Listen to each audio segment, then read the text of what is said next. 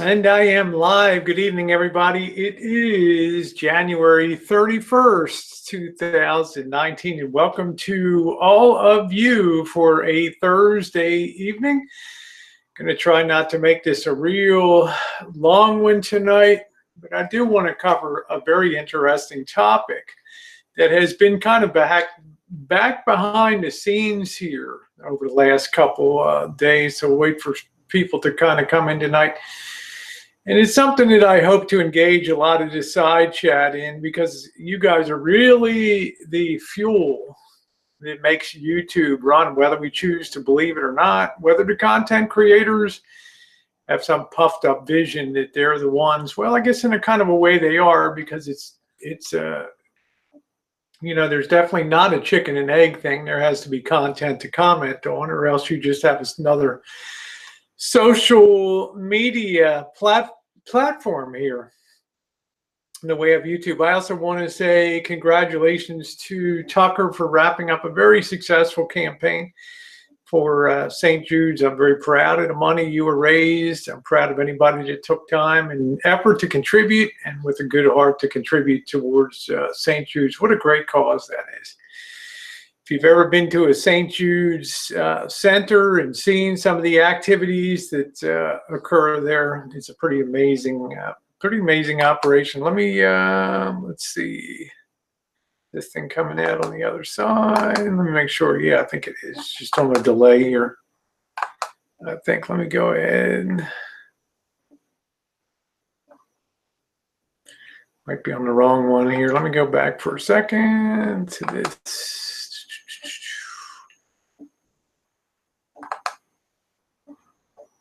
Let's see. There we go. I'm on the wrong darn one over there. There we go. There's my side chat. I'm looking at the wrong damn one. I had to correct something, and I'm missing that. Hello, Vinny G. I know I'm a moron. Sorry about that. Bosco Allen Diamonds, how are you? You listen to KGO 810, also KCBS 740 AM. Welcome to all of you. I did, Vinny. You're awesome. Let me go ahead and get back on this side over here. Like I said, congratulations to Tucker. Also, although he doesn't get the headlines, he's hella entertaining. Hello, Laura. How are you, my dear? Andrea? Yeah. Vinny, with the stuff he does for Teespring with the melanoma, and I think it's the melanoma and lymphoma. I'm not sure, one of them, but he does a consistent and ongoing. If you buy a Teespring shirt, all of the monies raised go directly towards the charity that he has selected. And I think that's myeloma. Yeah. And I really think that's a wonderful thing. And, although we don't have a spotlighted, concentrated fundraising, my own opinion of that is ongoing things are very good too in the community. There's definitely a feel-good factor. Hey, Ginger, how are you? Nice to see you, the smoking baby. So, yeah, Vinny's one of a kind in the community, and a real, a real showman. How you doing, Randy? By name, not innuendo. Hello, sweet Melissa. Nice to see you, Ginger. Welcome aboard. Kind of an interesting topic to go on tonight. Hey, Joey D. Obviously my world was kind of turned upside down in the month of January. Goes to the moon. Nice to see you. Hi, Callie. Hey, Randy. Tucker can be brutal, but look what St. John's get. Yeah, I did. I caught a glimpse. Hey, Cupcake, how are you? Obviously, things have turned upside down in my world in the month of January, and there's been a lot of cross currents. Yes, I listened to Ray Taliaferro, Bill Wattenberg. Yes, I did. Also, one of our local big shots here, Mike Kelly, passed away. A big real estate guy that hosted the longest running real estate show. One of the longest running in the country over here. Oh, did you like that program on Amy? Thank you, Cupcake, for all of these people who've never heard of the most famous radio preacher of all time, who you never heard of. who happens to be a woman. And history has long since faded her from the minds of most Americans. Of course, you're good, Emma. Look, this is open chat. You know, I'm getting dragged and parodied and threats and stuff like that. Look, I have an open chat. I'm not a snowflake, you know, and everybody's welcome. Very few people, hi Tree, very few people ever get the boot out there. People have difference of opinion. People have some strong opinions. People act on them. If you can't face up to it and just look at it and allow people to share those opinions, then I think you're going to have a really rough go of it here on YouTube. So I don't have any mods. I think the mods will appear. I think you got to keep it real on here. You know, when I met Dave and Beck, I knew that there'd be some rough turns in the road, but the reality is, hey Amy, that you got to make your own way on YouTube, and you know, anybody with backbone, anybody with spine knows. I was listening to my friend Hooker tonight that you got to make your own decisions on YouTube. As somebody once said, famously said, maybe it was Trailer Park Guy, if you're not feeding me, they're paying my bills, then don't tell me what to do in life. But that does not mean, hey Vicky, that does not mean that you be insensitive. Thank you, Cupcake. To those around you and the feedback that comes in on that. And it's been interesting to say the least. Now, yeah, I saw that on the Lisa Marie on there. So it's finally getting the brakes fixed. That'll be good. Randy Savage says, cruel people. I don't know. To some people, maybe so.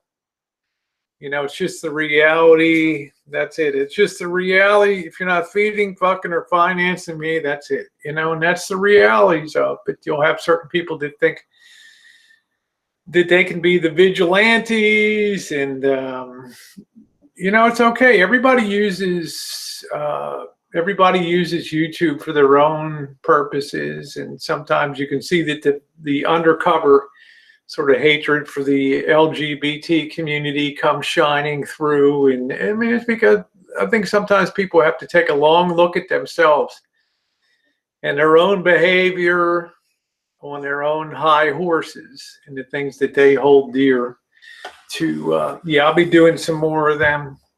Taunsies, Marshall begs, yes he does. Good evening, Keith Thompson. Should respect people. People get all torqued up. Yeah, Cupcake says, Rosie, I learned some things about Amy that I hadn't known before. The most fascinating thing about Amy Semper McPherson wasn't really about her, Amy Semper McPherson. It was about the Wild West that radio was in the old days. Can you imagine an era where you turn on your transmitter as a powerful radio station and you basically broadcast wherever the hell you want on the dial?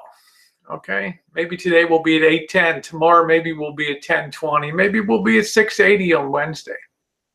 Whatever feel goods, do it. You want to have a radio station, they got to grant you a license. You go where the hell they are. Hey, Cobra John. Yeah, not a pickup line. My wife gets picked. I love that. Thank you, my friend. Hey, Tara. Hello, Tanya. Just some fascinating things about the history, and just what a dynamic person, what a dynamic woman that literally is the most famous radio preacher of all time, and yet nobody really knows her today.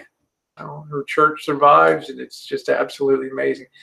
Thank you. Thank you. I'm glad you enjoyed the remodel video. I'm glad you enjoyed it. Hi, Deb. Yeah, it's great to see her on. I'm glad you enjoyed that, Bosco. That's the kind of content that I like to bring on YouTube. We just happen to be in a period now where I'm recovering from surgery. I got a lot of time on my hands. We're going to have very heavy rains coming in, storms the next few days. I'm going to be basically a shut-in. She was a trailblazer in many fields, but she also had a human side too, with her failures and her weaknesses. But when she died with $10,000 to her name in her estate, I kind of knew that she was the real deal. You know, wasn't a woman of property. Basically, it deeded that whole church over to the Four Square Gospel, the Angelus Center. So really quite good. We had a lot of rain. Hey, I'm here. Nice to see you. But tonight I'd be interested in your feedback. One of the things, one of my friends, and I do consider him a friend, lives up in the Seattle area. He talks about YouTube in the sense that YouTube should be community building, and it should be responsibility on YouTube, and you should build communities and uplift. And instead of diving to the lowest common denominator, we should try to uplift things on YouTube so that they become, well, I don't want to say they have a feel-good factor to them of being positive. Hello, 180. How you doing? Ms. Audrey, nice to see you.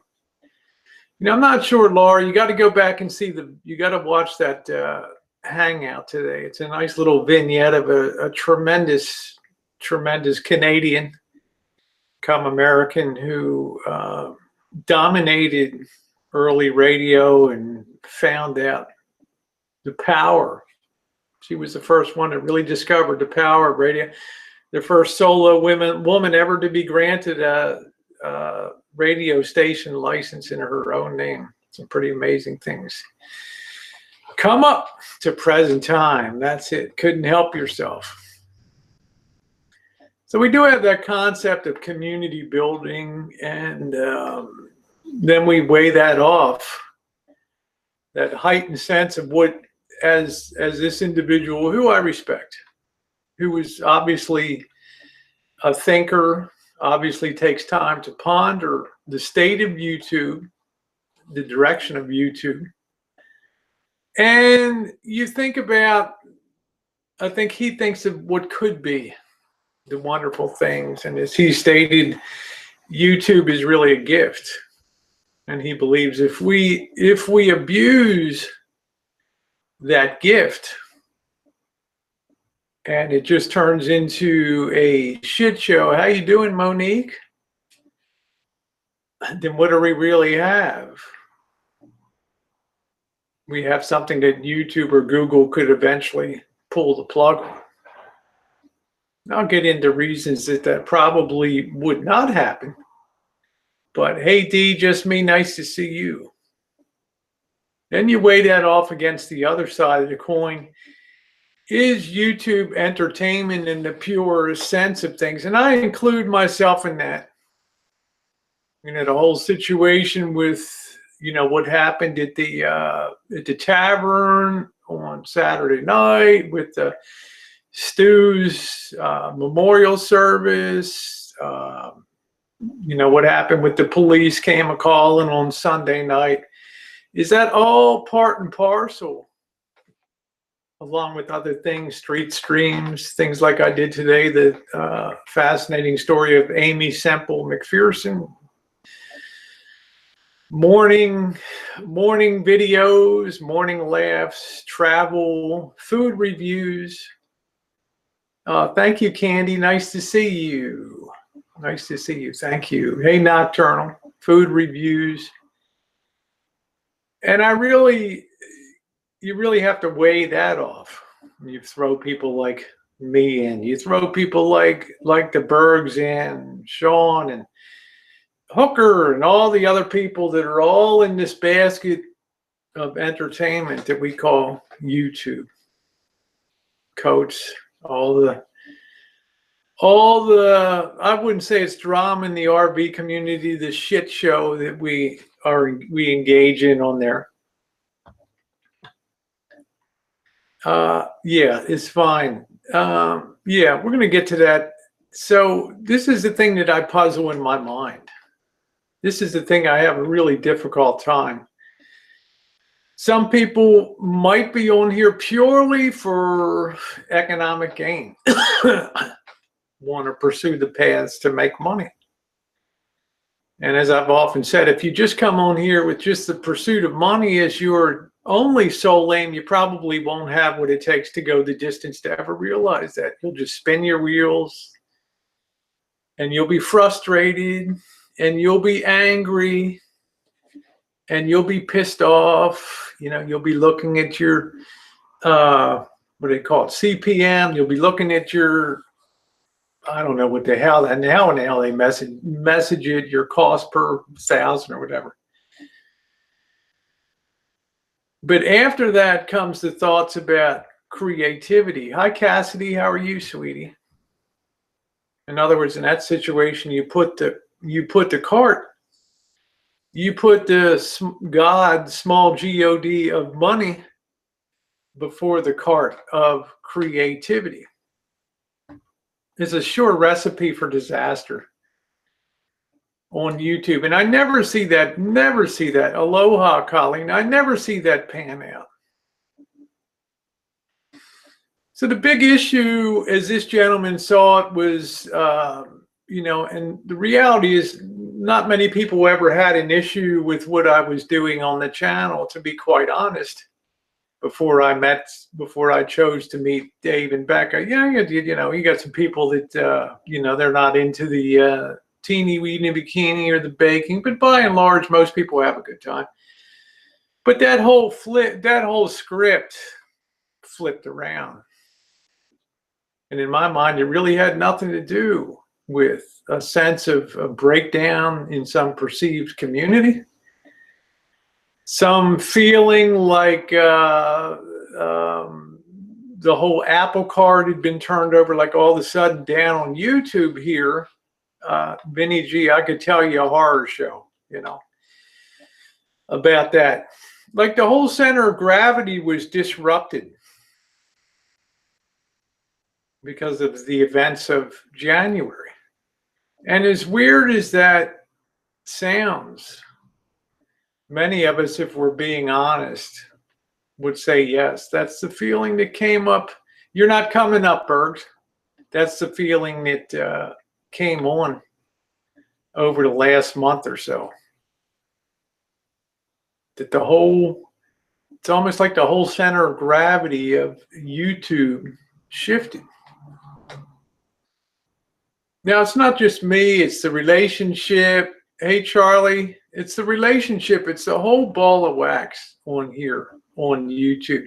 Because, Bergs, I'm trying to give an opinion here, and I don't particularly at this point in time want to hear your mouthpiece, okay? Because then I get sidetracked, and you know, we talk about boarding houses, and people are laughing at me today. Oh, you lived in a boarding house. What the hell is a boarding house? A broke ass, you know, that whole shit show, you know, with trying to help you to give an idea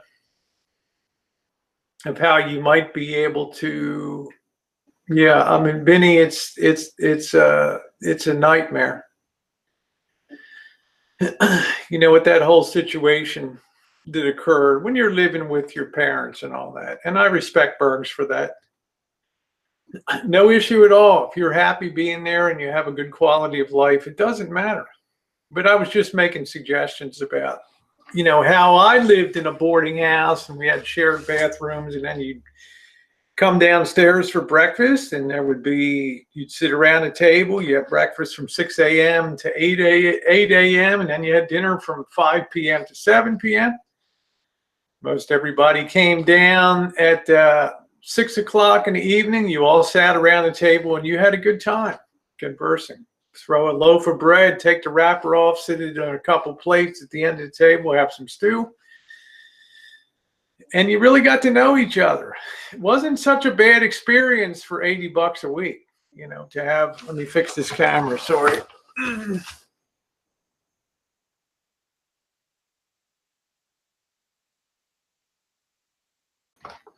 All right.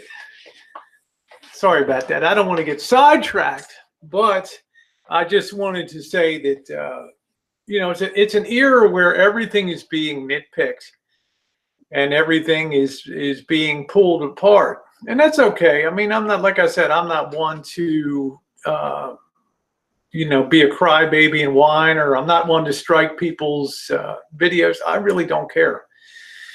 It's people expressing opinions. But what I do care about is this concept of this content of entertainment versus community building in here. And I think that what we forget on YouTube and in weighing these two things, although I think it could be noble to think about always uplifting and always striving to be better and always working to better ourselves and to lift other people up. The reality, at least to my way of thinking, is that it doesn't make it then is not a YouTube experience. Although it's a very admirable goal, it really discounts the fact that people come to YouTube for so many different reasons. I see Tanya Z, I see Diesel Twin Turbo, Jessica Jennifer. I've known Jessica Jennifer for years on YouTube, and I know she won't mind me using her for an example because she knows I admire her very much. But I believe that she comes to YouTube not to have an uplifted experience. I hear you, Vinny, and I'm going to ask you to come on a little bit if you don't mind. How you doing, Mallory? I think Jessica Jennifer comes on to YouTube for the fun of seeing the entertainment value that occurs here. It does not mean that she does not have strong opinions. Hey, Mr. Mysterious, it does not mean that she does not have strong ideas about things. It just means that I don't believe in my mind that she comes here to do any kind of uplifting of community.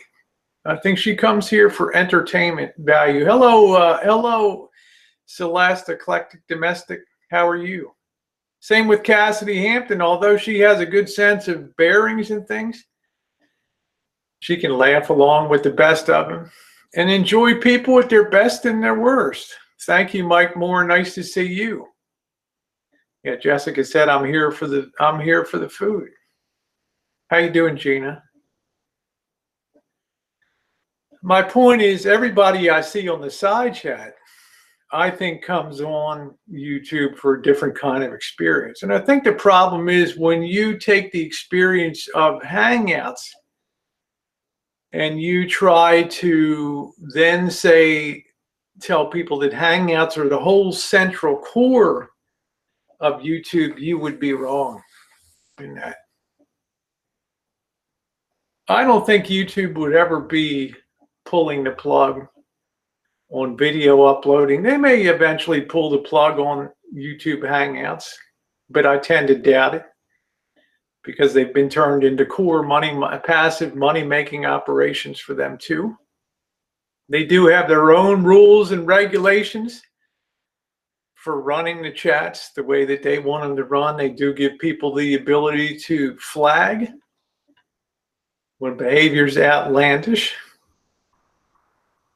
But I think it's the human dimension of people coming in all shapes and sizes, race, colors, backgrounds, economic backgrounds, educational differences, that makes this such a great venue. It makes it such a wonderful dynamic.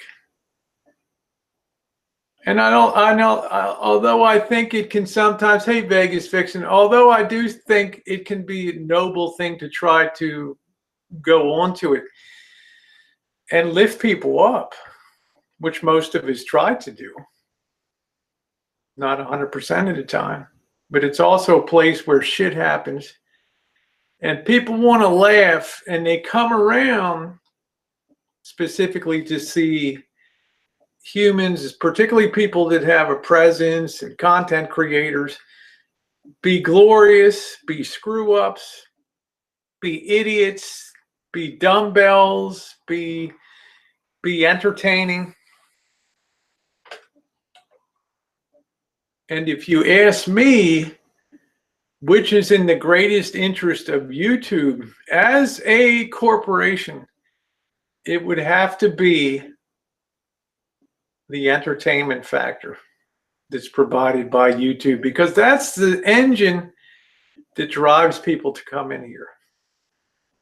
When I was looking around the internet today, I was looking at all the different social media platforms that you could go on if you wanted to be, say, uplifted, and you wanted to join communities where you could have the common bond of working to fund ASPCA, the American Society for Prevention of Cruelty to Animals sites. You can have active communities that meet. You can have communities that just, there's amazing ones, Feed the Hungry, that's just hangouts and boards and groups that have social media platforms that are busy with people. All they want to do is to use that experience to uplift themselves or uplift a community. But I think we kind of stray from the mark, my own personal opinion, when we come into a place like YouTube, and now we want, because of our own personal background and maybe our occupational career background, that we see YouTube as, well, maybe we sweep into it like feds back in the 1920s during Prohibition, when most of us on the side chat would be holed up in the speakeasies listening to jazz and smoking our cigarette holder cigarettes and having the time of our life. In other words, we know what we're about at that moment. And then the cops come busting through and it's like party over.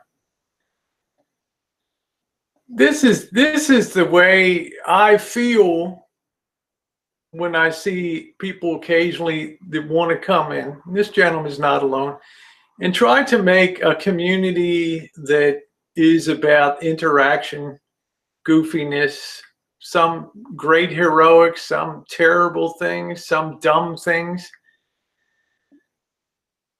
Wants to kind of sanitize that experience and make it sort of a place where we're becoming a community of, say, goodwill. Now, I don't say that that's a bad thing.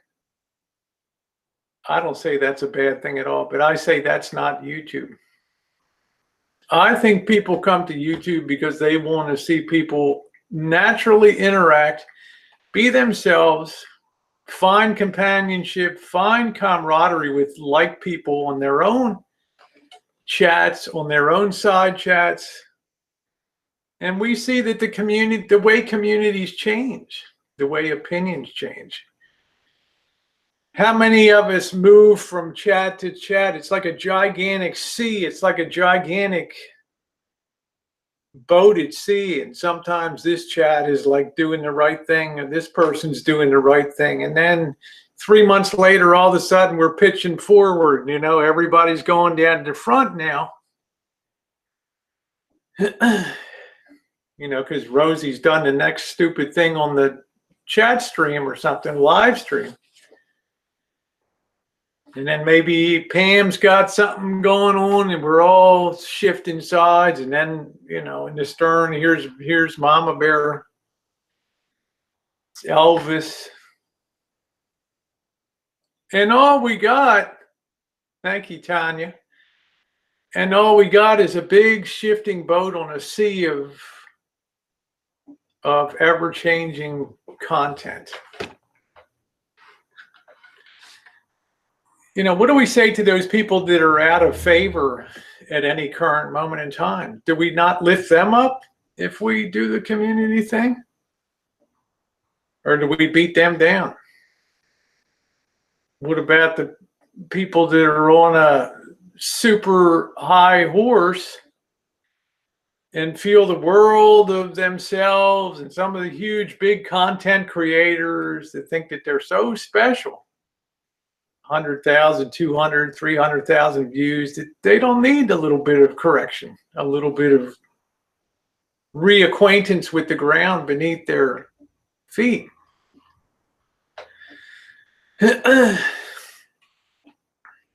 Very interesting thing to ponder here. And I do think about it. And I want this gentleman to understand that I have taken several days to think about that. And I've come to the conclusion that there is such a wealth of different sites and social media platforms that people can go to, that they can perfectly insert themselves exactly where they want to be. Almost to a T. I'm listening to people in some of the chats tonight. I love listening to Awesome Hookers chats. I enjoy it. Smart people come on there, and there's people talking about how nice it is to go to a channel where you don't have to talk about drama. It's a great thing. You come on, you mess around, or you can go to another chat where it's all drama all the time. Although I don't know her channel well, truthfully, Trisha seems to be that kind of channel where it's basically you're in the drama sphere 24/7. And you know what? There's certain people that are hooked into that and love that. And other people look at that and they're like, oh, hell no. Oh, hell no. Then I'm looking around, I'm doing some research for tonight, and I'm looking around. There's religious community hangouts here. There's philanthropy groups that have individual hangouts that they tend to.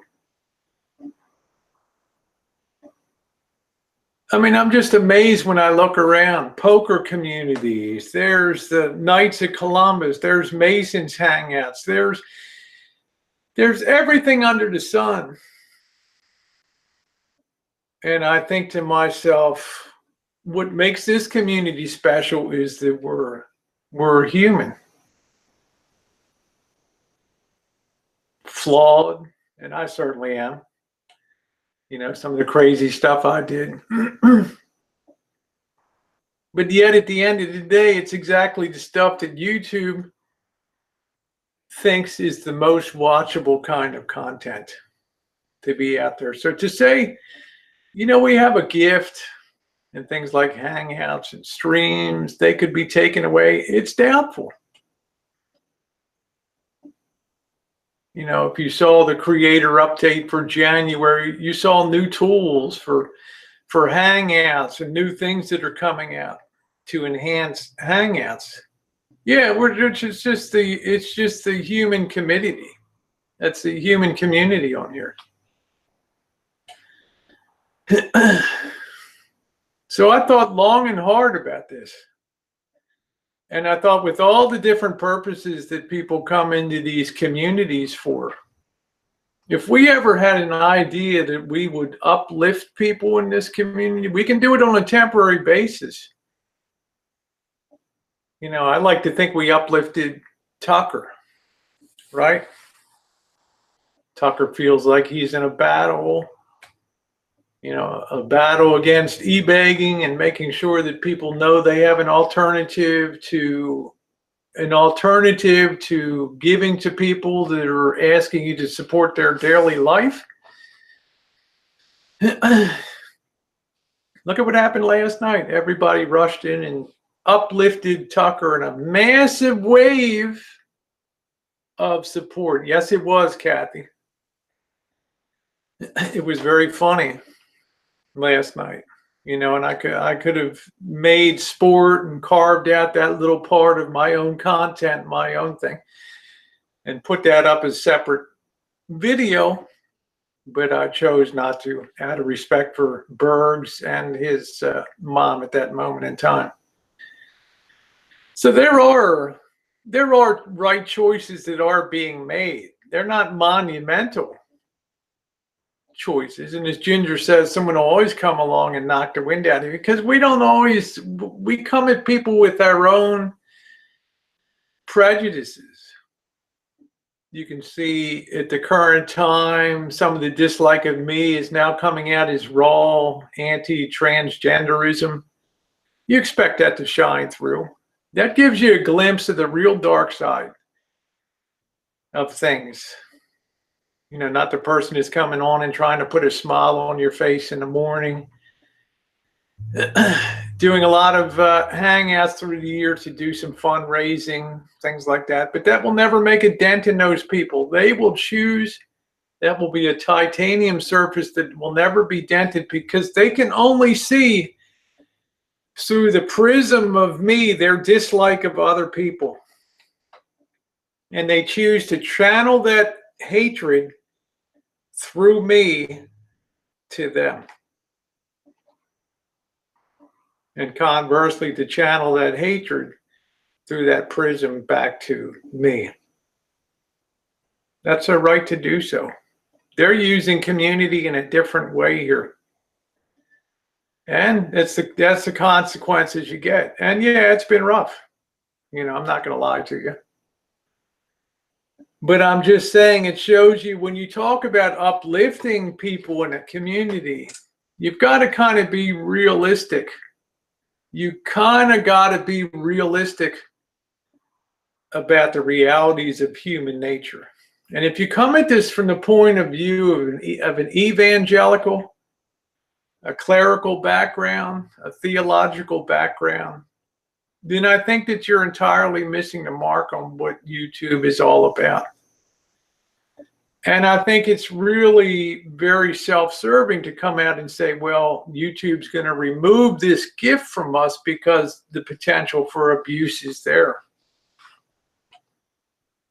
Remember the other night I talked about those little paddles that the trolls are in the community, the so-called trolls, the little people that keep your ball in play. That's the moral check ground here. And as much as people may wish to accelerate things like fighting against e-begging, fighting against people that insist on pounding people for their daily bread, most of us can see that although you may not like the speed that occurs, inevitably that goes right down and sinks like the Titanic under the waves. Why? Not because of any videos that people do, not because of any trashing that people do, not because of any group, mentality of working as a team. It's because of each person's out there, their individual nature and determination, and their innate feeling that somebody should work for their own daily bread. Right? Does anybody agree with that? You come into a community, you see something you don't like. You might be one of those people that gives in the beginning, the first month, the first time that the drama community came in. You see like people like Lars Hope. Oh, I'd be happy to meet you, Elvis. Sure. Gave, I don't know, $40. Do you think that there's going to be another $40 out of Laura?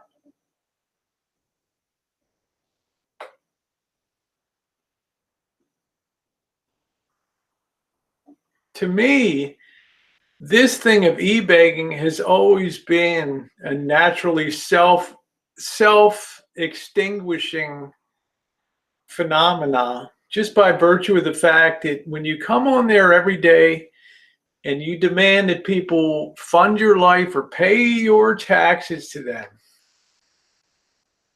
and they don't see any effort on your part to move your life forward, they don't need anybody to tell them to stop giving money to that person. It'll need to go after enablers and tell enablers, don't give this person a platform. It don't matter. Giving a platform or not is not going to affect the psyche and the knowledge that people have out there.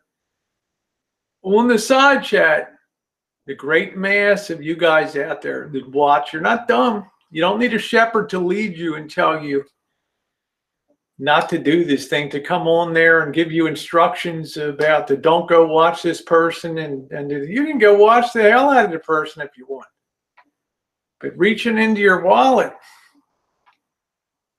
is your own personal matter. And I really believe that the seeds of destruction are automatically carried within anybody that demands e-begging on a daily basis for their own bread. So I never really gave it much thought. Why? Because I chose to see YouTube as the entertainment value of it. The fun of watching goofy people like me, crazy people like Elvis, people like Bergs and others in the community, do some dumb but entertaining things here on YouTube, besides just the regular cut and dried daily stuff. Hi, Kit and Cat. Jen's doing well. Thank you.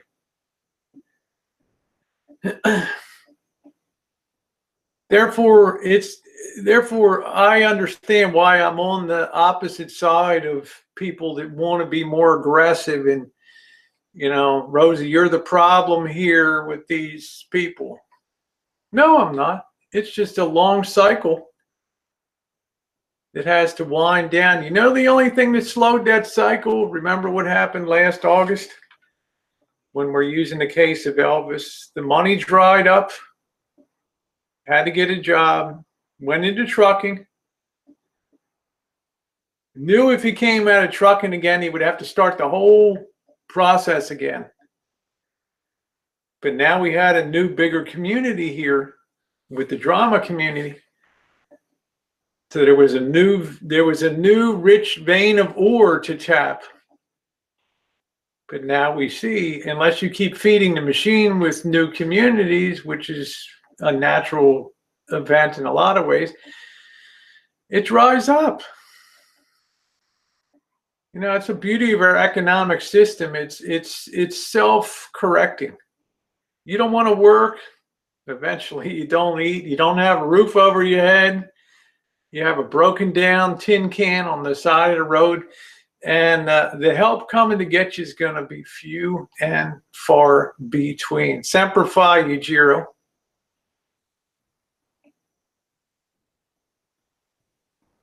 I mean, let's face it. When somebody tells you all you are is taxes, peasants, well, I wouldn't want to be that guy's PR representative and go out and have to develop a business plan to get around that type of foot and mouth thing that occurs on a daily basis.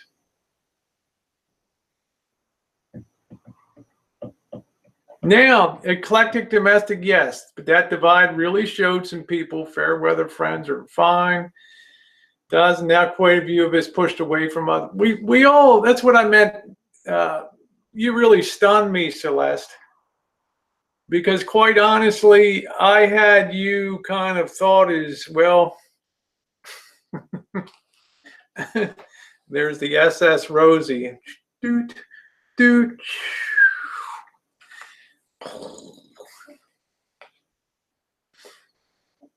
You know, there's a lot of cross currents here.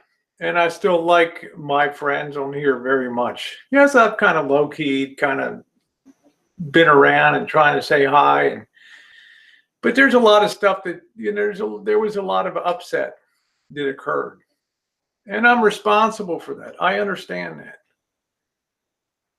But at the end of the day, I still hearken back to the fact that I made a decision that I felt was right for me in my mind, to meet somebody that was, yes, notorious, but somebody that was of interest to me, and somebody I wanted to look directly in the eye and see if this guy was really as stated and as many people believed. And I don't regret that. There's been a price to be paid, of course. But, you know, given the choice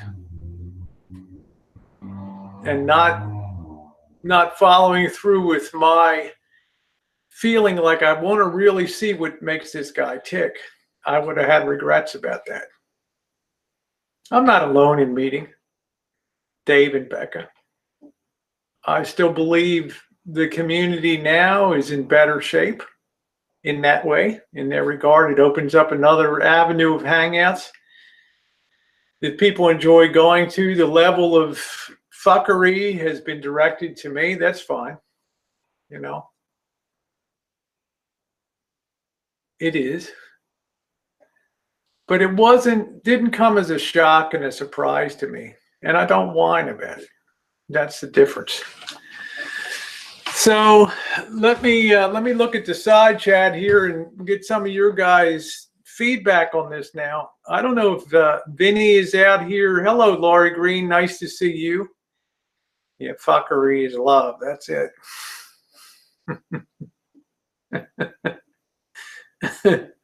That's exactly right. Elbow on the screams. I mean, let me just ask you guys, do you think that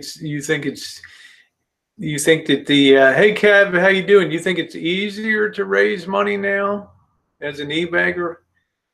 It might for a new person coming in if they got a good story. But after a while, it just runs out. Hey Pamela, how you doing? We used to laugh a lot more in 2015. I hear you, Dory Lynn. Hey Jackie. It's really kind of interesting to see. I think we'll definitely be laughing again. It's just we're at this big crossroads here now where people have to decide if they want to be in the community that works to uplift people, which I think that I try to do on a pretty daily basis, put a smile on people's face, be happy, don't drag people, don't do negative videos about people despite the way I feel about them in person, in my mind. Take a little bit of a higher road, give people a laugh. Not always perfect, but uplifting in a way of giving something that people look forward to seeing, that's not dragging people, that's not drama, but it's just fun. So we have that course of, do you want to have laughs and good time, some drama thrown in once in a while, which is a natural human condition of people being put together in communities? Or do you want the more pure platforms for uplifting, where you have civil discourse, you have more overt and verbal support for people, and being positive contributors to a community? Because to me, a lot of us try to blend both of them together. In other words, I've been impressed with the great crowd. I know that, Chaz, though. I hear you. I've heard you 100 times. A lot of people bring both of them to the table. I use it as an example, Cassidy Hampton. She's thrown a few dollars people's ways here. Celeste. Other people in the community, Cobra John. These are the people, if somebody is genuinely in trouble, they're going to uplift that person. We saw that example when Anthony, the kid that was in the wheelchair with the, I don't know if he had cerebral palsy, seemed like a nice kid to me. How the boy rushed over and uplifted him after that trolling events that occurred. A big inrush. Nobody took time to find the kid's story. They just rushed in to boost him up. People can see things in this community. They can make those kind of judgments. They don't always need the Diogenes out there with the lantern trying to point people to the one honest man. People see people over the long haul and they evaluate accordingly.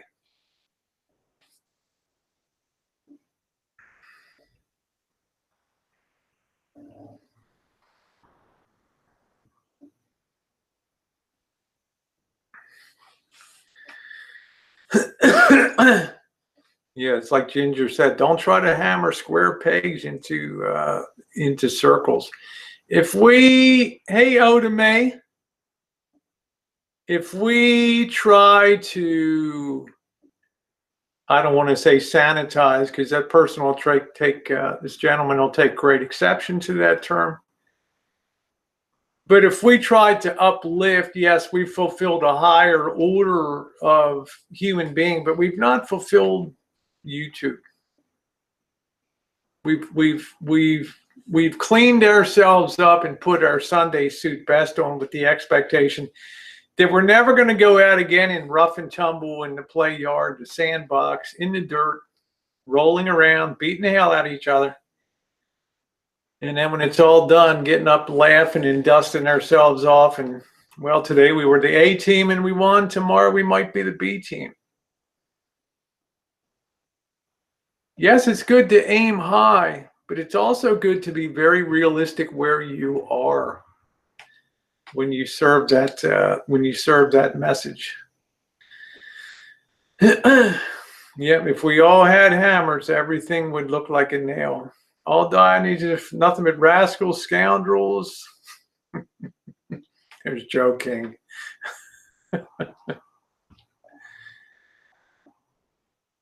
That's the thing I consistently told people when people would come along and say, oh man, this thing just never ends.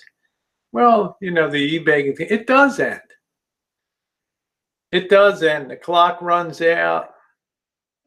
Now, at that point, it might just become an AdSense kind of thing, and that's the way it is. You live a very low-level existence. Your ability to grow a channel becomes very compromised because of having to do things, go through what I call the China syndrome, where you have to turn off your chat. Super chat's turned off. Now you're in isolation. Now without the side chat, without that free flow of people being able to watch that, things just accelerate in a V kind of move downward there. Yep, having money causes problems, so does lack of money. Exactly. Exactly. And let me tell you about this, you know, that's exactly right, Kit and Cat. You better believe it, that the content creators, the Hangout hosts, now, I'm not using that in the sense of some people, you know, I like having the side chat here because it's fun. Yeah, you get some kicks to the head, but so what? You know, I've rethought things that I did, like at the tavern, and yeah, if I could do it over again, would I have done it differently? Absolutely. Was I over the top? Absolutely. Learn, move on. But the side chat, they're the grist that makes the whole thing turn. And if they sense that they're not, you know, the fun in the sport is gone and the enjoyment of it, they don't come around anymore. And that's the bottom line. Yeah, well, you know, as this gentleman said, you shouldn't say things like, if you don't want to watch it, you know, when I say if you don't like it, then tune it out or watch something else. You'd be surprised how fast it can disappear from your stream.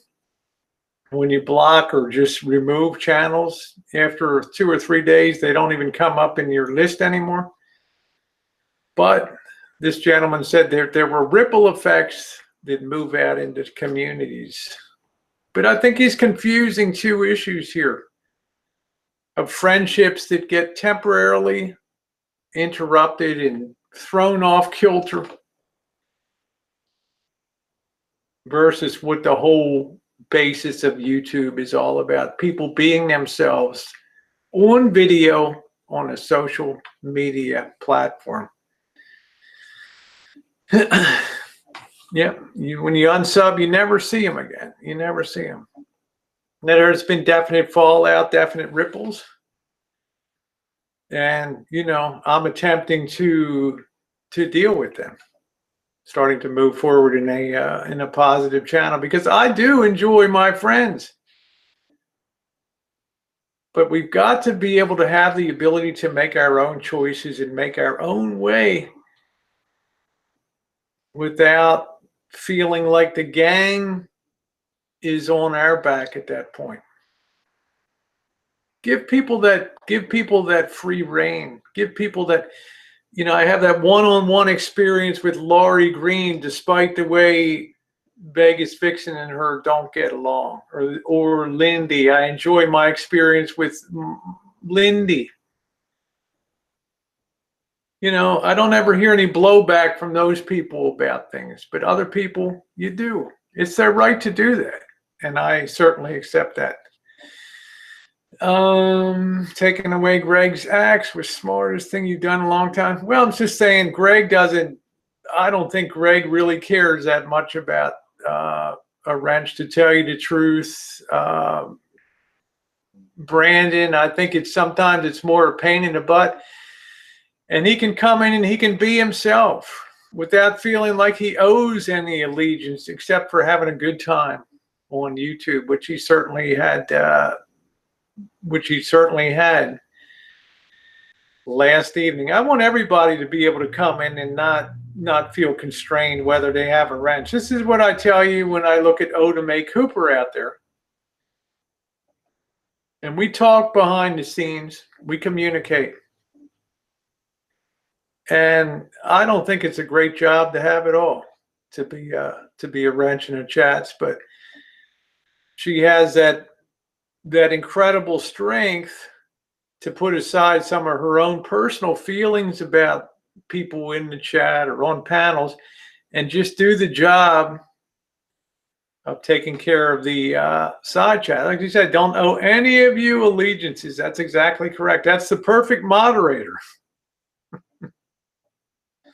It's like I used to tell Greg, you take care of the side chat, I'll take care of the panel, and I'll take care up here. Greg liked to boot people once in a while, and it's okay. Greg is still my friend. I love Greg. Greg is probably relieved. He doesn't have to worry about the wrench anymore. So it's like, Rosie, if your chat blows up, it's on you. Don't blame me. A lot of people in this community are sensitive, and boy, you have to realize that. Well, they certainly are, very sensitive people. But that's what makes it a community that I don't think will ever be uplifted in the sense that this gentleman expects them to be. And I don't say that in a negative way. It's just my objective look as opposed to a moralistic type of view on it, because a lot of people, if they're purely spoken here, they're all about the shit show and enjoying the content that goes on down here on YouTube. Dave will be glad. I'm going to go grab a drink. I'll be right back. That's funny.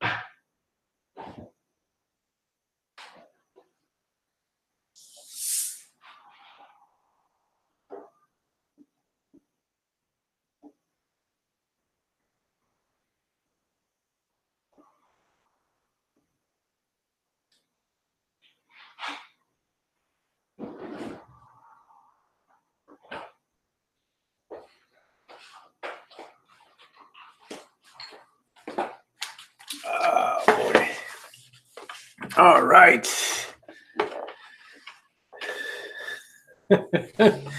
Yeah, the old wrench. Yeah, the best thing about a wrench is some people use it so that they, people don't get timed out and they have to limit their content, their comments. No, I think today's the first coming up here. It's about 9:43 p.m. here. So, what day's Groundhog Day? Tomorrow or the 2nd? Anybody know? Kevin, she's going to go. I've been nursing her here at the place. She has the P.O. box key. I think she's going to go up tomorrow. Yeah, my dogs came running when they heard Rosie's ice tray. That's funny. Hey, Mr. Something Basic, how are you? It's B said, I can use 185 new friends. There you go. Oh, Saturday's Groundhog Day. Okay. All right. I'm not drinking tonight. I've been drinking way too much. I'm doing good. Been drinking way too much the last week or so, so I'm not going to have a drink. You going to bed, John? Good night. Yeah, winter is half over. Andrew says, today marks my father's death 37 years ago. Still miss my dad. Yeah. I lost my mom, be 19 years in April. I still think about it. Yep. Yeah, Coop, that's right. You should call it a groundhog chat.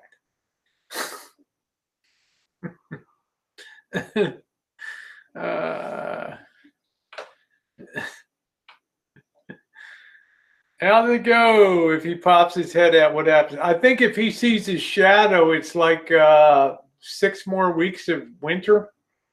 If he doesn't see his shadow, it's like 4 weeks. Remember that movie, Groundhog Day? My favorite part, like I said, was when Phil was driving the pickup truck. And Bill Murray's like, Phil, both hands on the wheel now. They go right over the quarry wall there.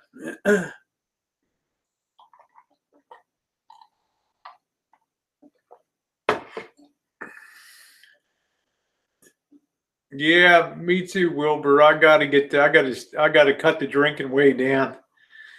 I've been knocking off the hard shit and everything, so I gotta knock that stuff really down.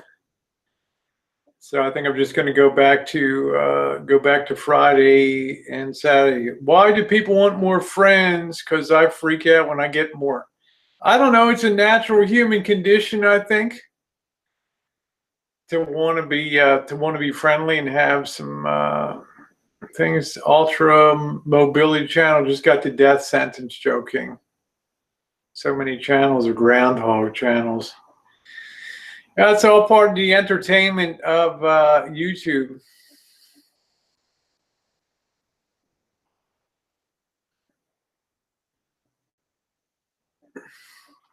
Not your proudest chat, CX Mafia, but you enjoyed it. I've heard milk thistle on apples that are good for the liver and tons of green. I think just cut down, moderate your diet.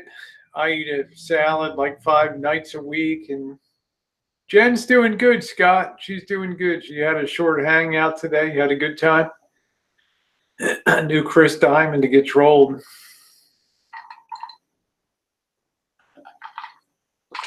See, that's the thing. I don't even think trolls exert that much pressure on people's ultimate behavior, because I think most of them are just along for the laughs and the trolling experience of just being along for the ride, you know. Ooh. Mom is back at the ER. I'm sorry to hear. Oh, man. Oh, shit. Keep me posted, please, Sean. Prayers for her. Ooh, I love her. Damn it. Groundhog, that's why I like yours. Your different takes his place, teaches his stuff. I think it's kind of the other way around with you, Selena. I think, honest to God, I've gotten more out of you than you've gotten out of me. Are you not hungry though? You don't seem to eat much. I just eat to live, Emma, to tell you the truth. My diet is crap, you know. My diet is crap. My diet is crap. But I don't eat a lot of food, so had no idea what a can. Well, that's what I'm saying. Robert Wilbur said Chris Diamond had no idea what can of worms he opened with Elvis coming into his life. The real issue was taunting the trolls at the flea market. That was a huge mistake. Right? Who was the other person that challenged people to do something? And they did it, and it brought a lot of pain. I mean, it happens. You never challenge, come out and tell people that I dare you to dox me, I dare you to do this or that. You know, the mystery of what you'll offer is say part of the charm of your channel, Jenny. Huh? You didn't see Sister Amy coming today, did you? Yeah, Chris Diamond, you underestimate the trolls, and your life will be messed with, your family, you know, the whole spear, the whole schmear. I could have warned Chris Travels what's going to happen about that. And I guess if I could have, I would have said, man, just keep your mouth shut, do your show. Don't address the people, don't address the trolls, because, man, you're not equipped to deal with that. You are not equipped. You're not equipped to deal with that. Not equipped. Oh, I think you did see Ex Mafia. You're the kind of guy that you're a blue pill special. That's probably the problem. Jaded, how you doing, baby? I heard you talking about a banana beer that you're going to be talking about. Well, I try to bring content, Ginger. I'm just at a low point on the channel now where I can't really do a hell of a lot. Plus, the weather's really shitty here. We're getting Friday, Saturday, and Sunday torrential rains, the equivalent of 60-inch, 5 feet of snow. If it was measured in snow, is going to be coming down here. I can't do anything. Maybe a little shop work. Trasha thinks the only thing you will get from the trolls is peaches. She laughed at being doxxed. Well, yeah, I think I'm going to pick the Rams on Sunday, Tara. I can't wait to see that. Now, I don't know, Joe King. You know, Tosh is a friend of mine, but we're different people. I'm not sure if she knows, you know, how bad things can come down. Maybe she does. I don't know. So you can't have a course in basic seamanship when you're on the rough seas of it.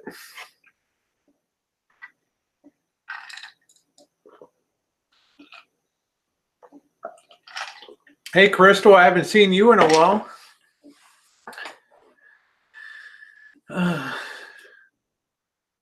Yeah, no, but hell no. Yeah, I'm going to be in the shop this weekend. I've got to finish cleaning up that. I might change out a few more parts. I'm still waiting for parts for the other one. Definitely ramming it on Sunday. I'm ready for somebody else to win a title. You know, I am too. Yeah, my thoughts and prayers for her. Yeah, I'm glad to see you, Crystal. All that rain, you could have a mud wrestling match. Somebody wrote me yesterday and said, for bikini baking, why don't you put olive oil all over yourself? Get a little shine for your.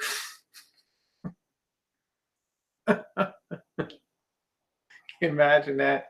Come on, Celeste. Come on and oil wrestle with me, huh? We'll meet you. We'll meet in Sturgis or something. Oh shit. I had a big stream planned for Saturday, but pretty much grounded. The weather's got to be good for me to be out there. Problem is the Rams win and be illegitimate because of that horrible call. Well, they'll say that, Robert Wilbur, but they'll put it behind them. That's for damn sure, and they'll move on. Carlos, Lucy Ball doesn't need to be trolled. Okay, Elvis gonna rub himself down with hummus and post it on the X Hamster, huh? Pamela, you're too cute. Hey, there's Laura. Yeah, Laura, I was just talking about you earlier. I used you as a sample. I used you as an example here tonight about how everybody learns over time without, without the needing a big brother to guide them along or a big sister, that over time, people that ask to be supported and demand to be supported through taxes in their lives, through e-begging in the long run, not even sometimes the long run, the money inevitably always dries up. Don't even, it's all self-curing in the end. It's all self-extinguishing that. Because I used you an example, you gave that $40 initially. And then of course Seeds gave it to me to give it back to you. But I'm saying you had there was no chance that you would ever donate anything to that again. So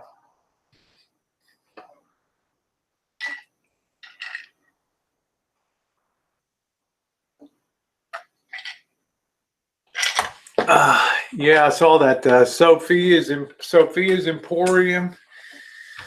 Woo!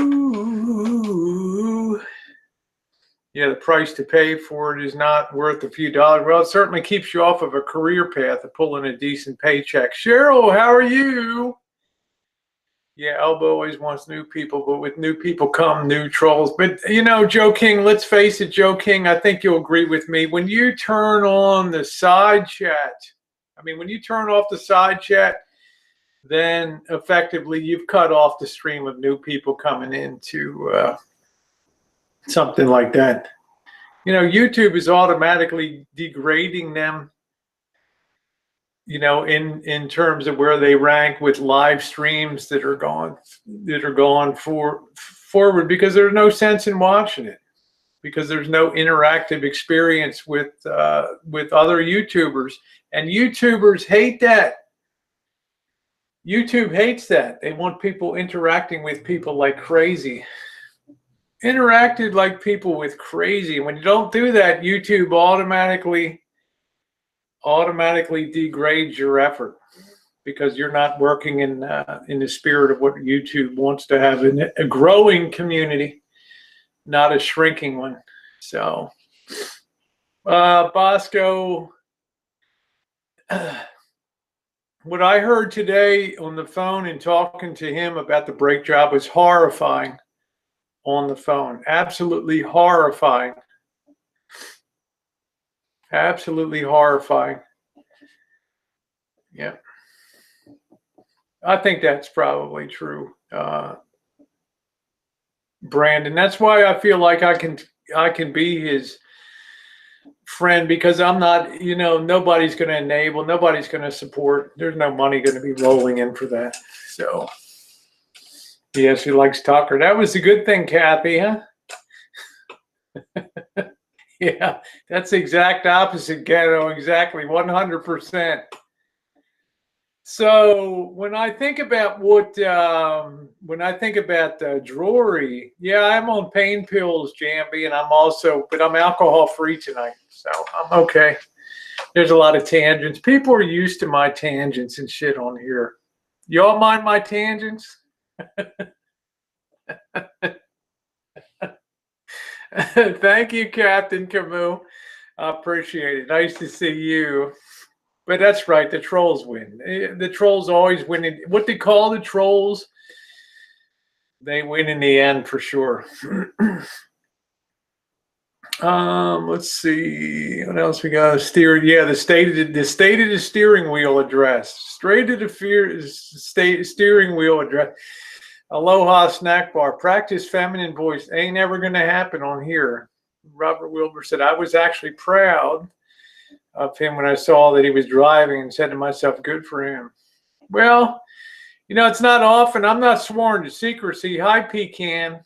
But I was pretty damn fixed. Hey, Yoda, man, I was fit to be tied when we were talking on the phone today about the cost of the job. Not going to disclose the price. Not my place to do that. But the guy did a lot of damage. A lot of damage. It shocked me that a mechanic could be that fucking thoughtless to do the damage that this guy did.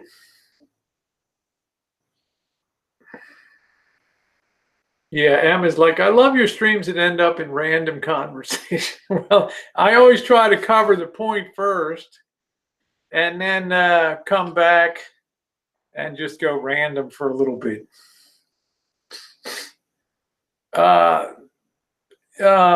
You know, I'm not sure Joe King, and I don't even remember that so much, but I do remember the damage that was done to the rig, which is, you know, not good. Just as one mechanic. I'll let him see if he wants to disclose it, but it was ridiculous. It just I was horrified on the phone today. I don't want him coming and yelling, so he'll probably disclose it. No, it's not wrecked, but it's like yeah, it was a street mechanic, and it's fucking horrifying, man. It is horrifying.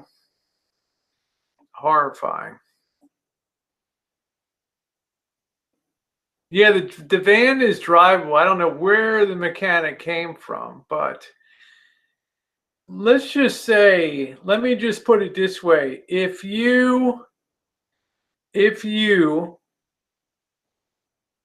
remove your tires, put them on and off in your vehicle, you have the basic expectation that they're going to be remounted properly. The wheels are going to be put back on the rig properly and in a safe manner. And let's just say that the safety was kind of compromised here. The brake job was terrible. Brake job was terrible.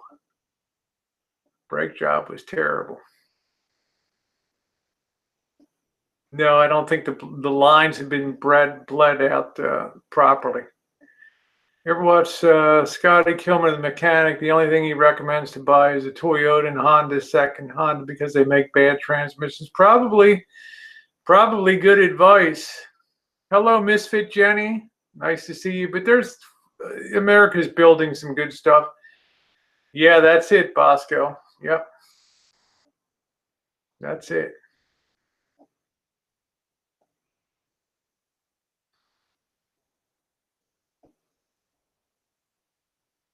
No, Pecan, I'm sorry you're going back into the hospital. I'm sorry, honey. I just really, I was just astounded. I was just astounded on that. Hey, how you doing, Ash? Nice to see you, honey. Toyotas.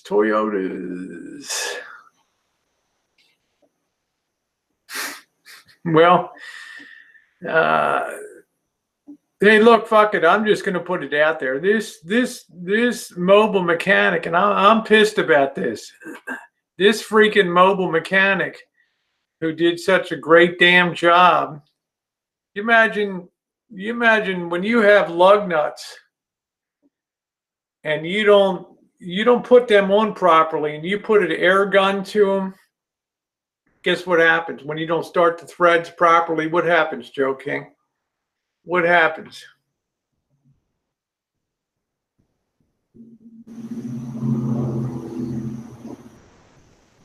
Yeah, but you know, Bosco, that's not the point. That's not the point. Exactly, kit and cat, cross thread. 1, 2, 3. What a dick. Just slap the fucking nut on there, take your air wrench and just go. Are you kidding me? The basic rule is that you start it by hand first and get a good purchase on that thread, and then you put the gun to it. I was livid 3 times.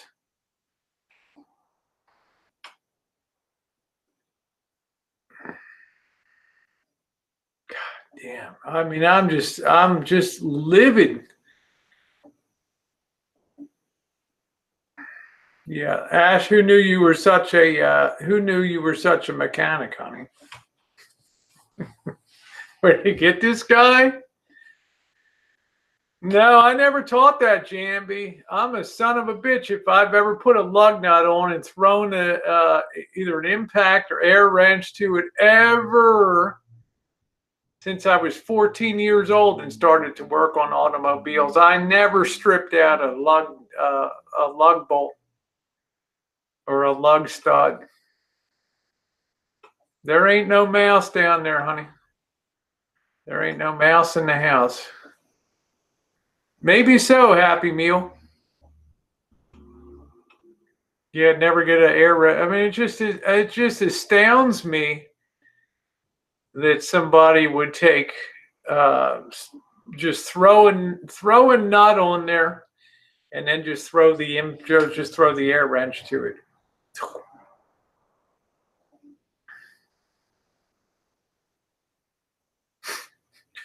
You know, one time I can understand. 2 times, get the fuck out of here. 3 times, shame on me.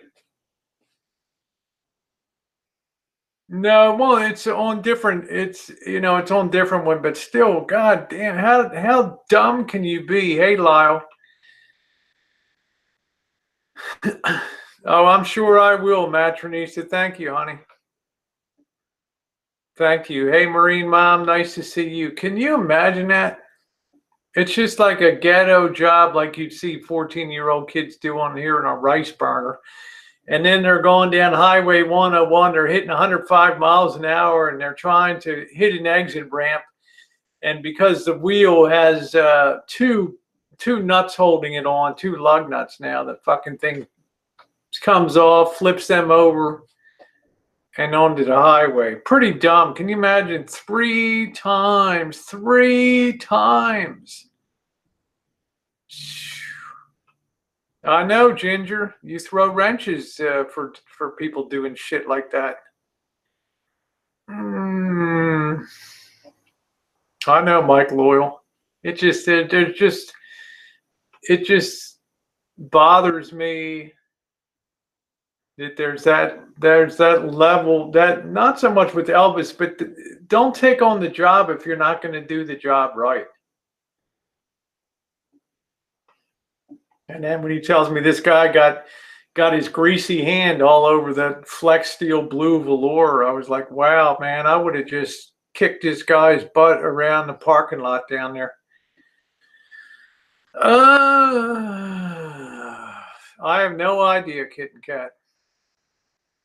Every time I hear it's a different story, but maybe I just blacked it out because of the damn lugs, the lug studs on that.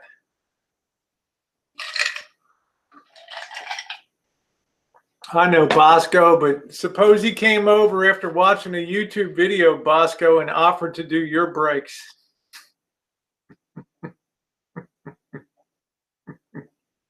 Those seats are $5,000.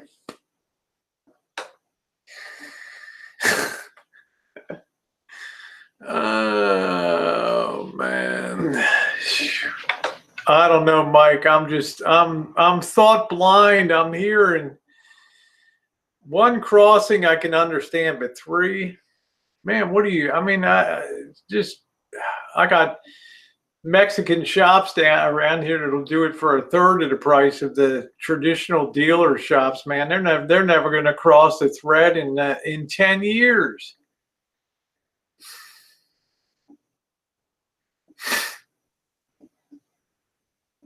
Well, I don't even want to talk about the shitty bleed out on the brakes. I get a headache when I think about it.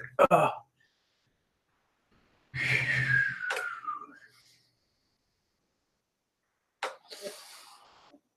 Once again, I blew my top on the phone today.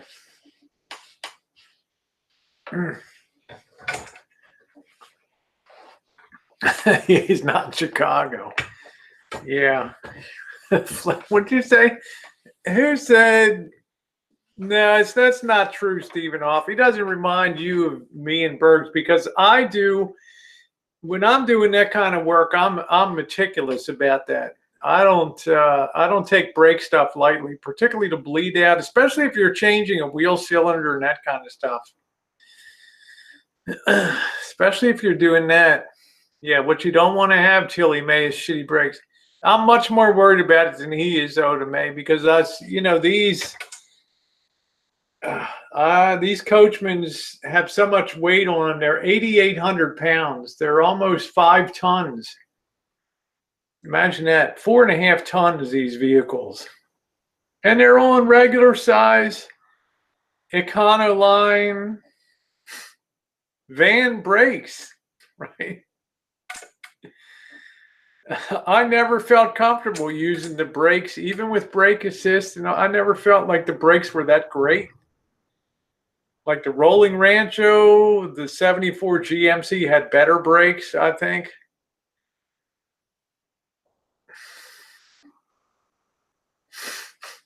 Ginger, the mother of a differently abled child.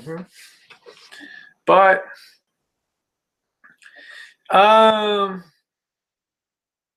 no, I do good work. I do good quality work, Stephen. I do very good quality work.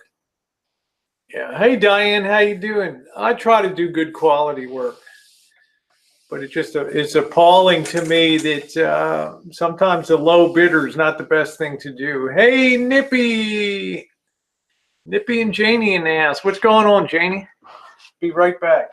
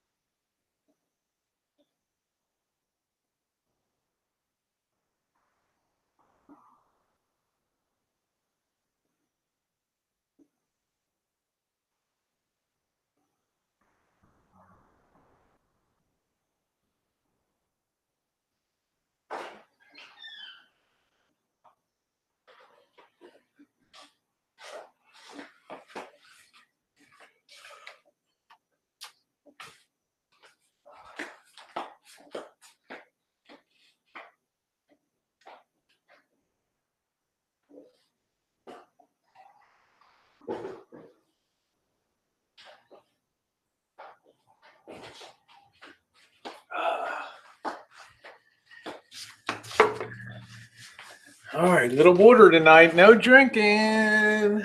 Yeah, Diane, I enjoy listening to Awesome Hookers chat. You're obviously a good mom. I enjoy listening to you chat some of your experiences and stuff. I was eating dinner with Jen, and we heard you talk about gangbang, and my soda came right down my nose. I was laughing so hard. Debbie Lynn, how are you? Nice to see you.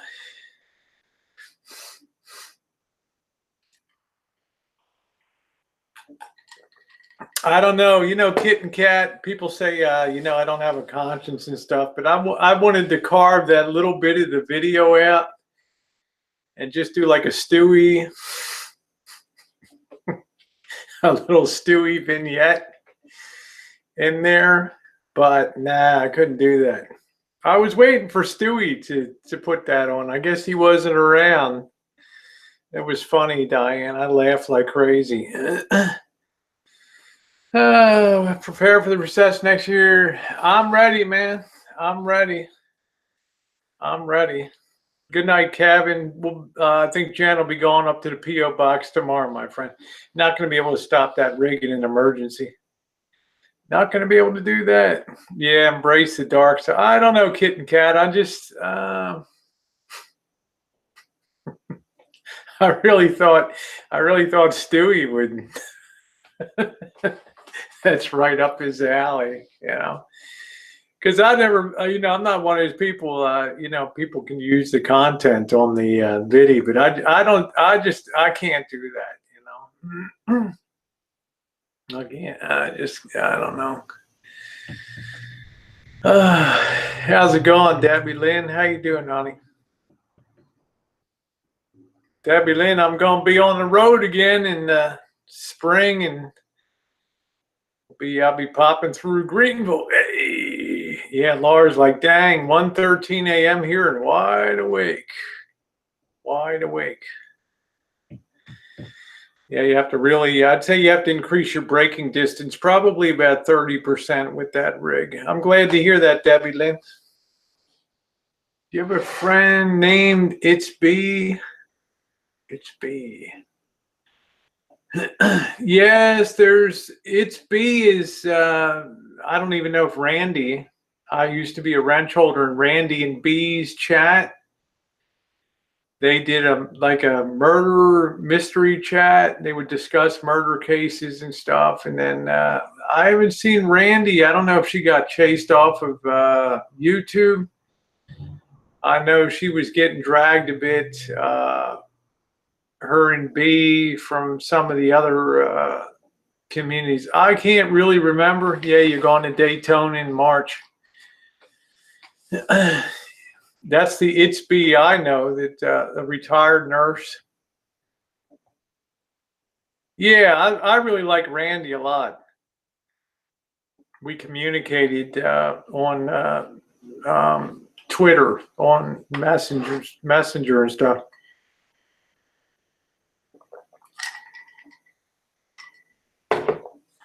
Yeah, it's a shame, Stewie. People should just be cool about, if you say it on a stream or something. Let's see. Yeah, I'm just saying, you don't really want them rolling up behind you, Mike Loyal.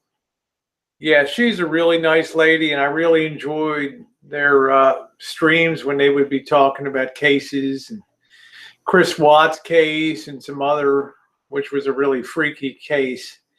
I don't know if you guys ever followed the Chris Watts case. That guy murdered his beautiful wife and two kids, stuffed the two kids into a Anadarko petroleum storage tanks out in the field. Can you imagine that? I mean, I got two girls, and I'm thinking to myself, God, man. I mean, I'm a flawed person.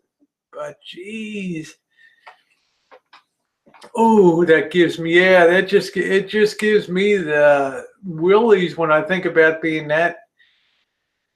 Oh, can you just imagine that? All you need in Hollywood is a horrifying scene with just a lightning storm and an electrical storm coming through when this guy's climbing a ladder and doing away with the bodies of his two kids. I mean, it's just one of those scenes that the mind just refuses to. It just can't even visualize the horrors of that. I mean, I don't know how, as a father of two girls, you just wish you could have been there to just say, "Stop, man. It's not worth it." Ooh. And I thought the most brilliant thing of all, and I don't mean to get on the Chris Watts case, but I'll talk about it, was that guy and that gal, those two detectives that sat in that room, that interrogation room, and they would leave periodically, and you know what you heard?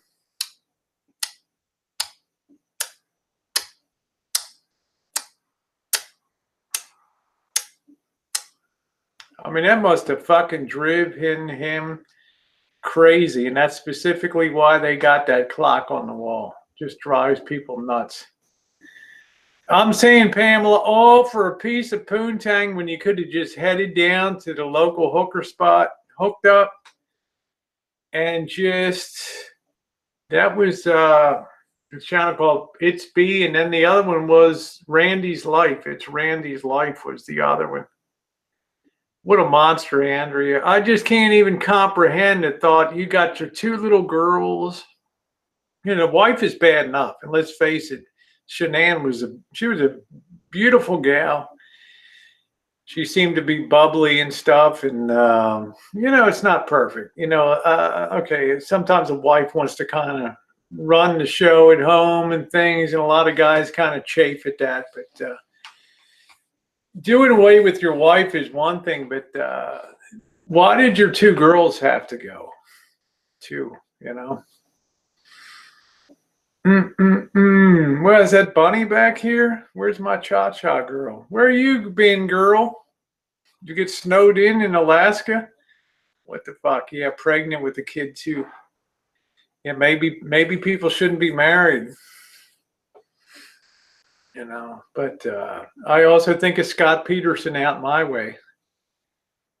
You know, when I went to visit San Quentin prison, if you haven't seen that playlist, it was called the Bad Boys Tour in early 2018, where we went San Quentin, the scenes of the Berkeley free speech movements and riots and all the stuff down there, People's Park. But standing face to face right there at the San Quentin prison, which they do allow you to come and visit, okay? Just don't wear jeans, anything jeans, because the prisoners wear jeans. You're not allowed to wear jeans. And they'll take you on a tour of the facility. But they have something called a prison gift shop there. Death Row Art Gallery. You can see the video on my channel.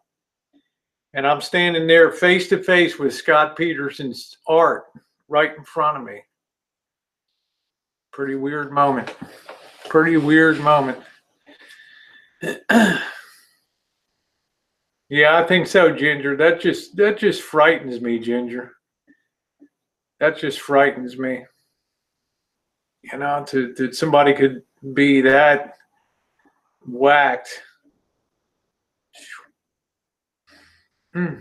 Yeah, you watch that live, Andrea? Yeah. Terrible. Yeah, poly class right down in Petaluma, right down the road, Bosco. I did a video last year showing the house, reliving the case down there. Richard Allen Davis, when they asked him if he had anything to say at the sentencing for killing Polly Klaas, he calmly stood up, he turns around, and he gives the finger to the family. You know, Jesus, what a guy.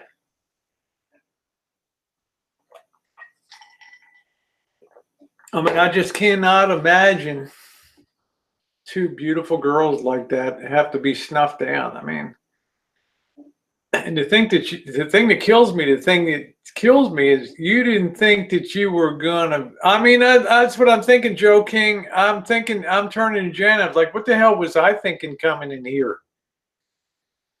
You know, you hear me ask the guy, how's the money distributed? It's like, well, 60% goes to the prisoner and 40% goes to, I don't know. And I told Jen, I'm not buying a fucking thing here. I said, I'd buy something if 100% of the money went to the family, the surviving family. But I got a damn cold chill standing there. I remember asking the guy, you can hear on the video, I asked the guy, hey, do you have was Scott Peterson one of your artists? And the guy said, yeah, he's in our program. I said, does he have any artwork here? The guy's like, you're standing right in front of his piece.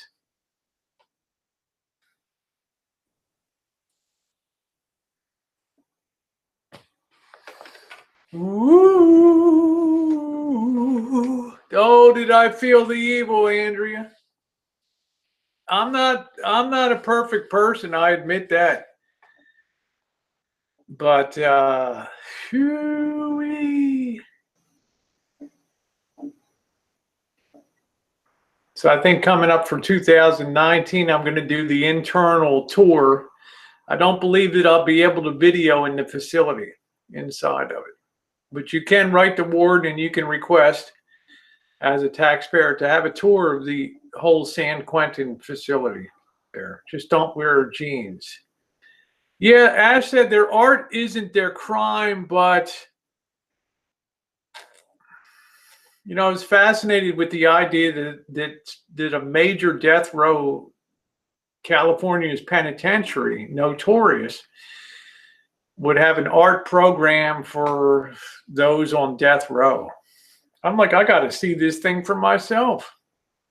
We looked up the hours, like, yeah, Tuesday from 11:30, Wednesday from 11:30 to 2 p.m. We were there. We went. That's right, Nomadic Tater Tot. Ain't no way. And we saw some beautiful artwork. And I'm there on the phone and I'm looking up. I remember looking up and I'm looking at the names of these guys. This guy was convicted for killing 8 family members. I'm like, oh, oh, how do you like my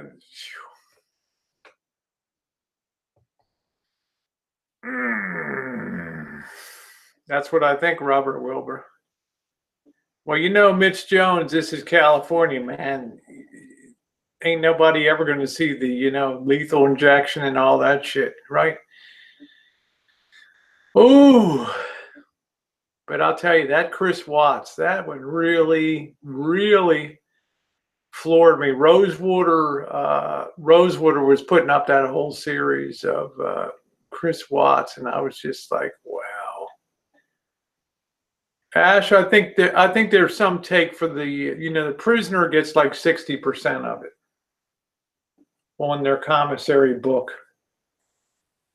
You can go back and look at the video. It's part of the playlist called the Bad Boys Tour, where I went back to the scene where the free speech movement began in Berkeley and all the tradition of street riots where Reagan had to call in the National Guard, and I'll just relive the whole damn thing.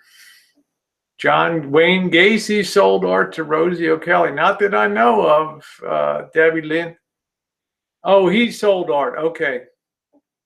Oh, TOO. Okay. Yeah. All right. Yeah. I mean, Brandon, that's what Brandon says. Hurting children goes to a whole different level for criminals. They deserve a different punishment. You know, that was just freaky to me. That, you know, I've heard of guys, and women also will do away with their husbands.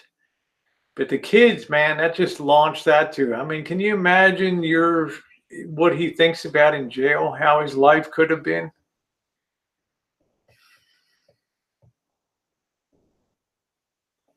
Yeah, Ash, they never make it down. All that is, Ash, is a lawyer's feeding ground for the death row now.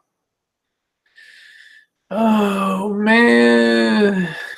Yeah.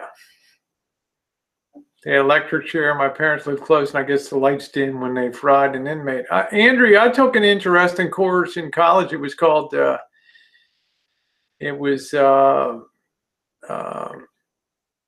what was it called? Can't remember. Death in the Supreme Court. That's what it was called. It was a political science class. It was called Death in the Supreme Court. And it studied these fascinating cases of the Supreme Court interacting with people's death sentences. And down south, down in Alabama, Mississippi, a lot of towns didn't have the capability to generate the high power needed to make sure that you thoroughly executed somebody on death row, which was one of the reasons, unfortunately, that from Maryland on down, lynching was such a fact of life down the south, because justice wasn't sure as hell wasn't fast enough for some people. And it wasn't sure enough. They would have these mobile electric chairs would come around, and they'd have these real powerful engines, and they'd start it up, and they'd hook a generator to it and get old Sparky going. And one time down in Alabama, this guy had raped some woman, unfortunately for her and him. He was convicted to death, very fast trial. They stuck him in the chair, They fired up that engine. They put the power to that guy, and he sat there smoking for like 30 seconds, and all of a sudden, the electric chair just crapped out. They thought the guy was dead. Lo and behold, about 4 minutes later, he's hardly got a hair left on the top of his head. He singed his shit, but he comes to in the chair. Now what do you do? Now what do you do? The big thing became at that point, was it double jeopardy invoked? Was it cruel and unusual punishment at that point? You had the chance to do it. You took your best shot, and he lived through that. That case went all the way up to the Supreme Court. I think they called it, if at first you don't succeed, fry again. Well, because of that whole incident, the Supreme, the lower courts mandated that you have your own facilities. If you're going to have a death penalty, then you must be able to carry that out within your state to do something like that.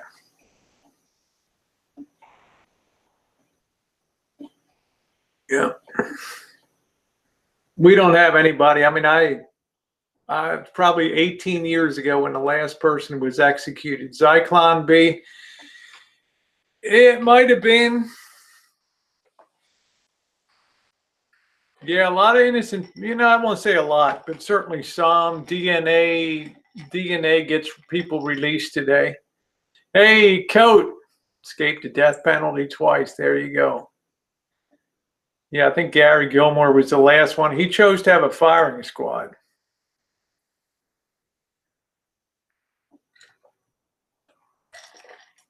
Yeah, they use lethal injection. I remember growing up in, Maryland, they had the gas chamber.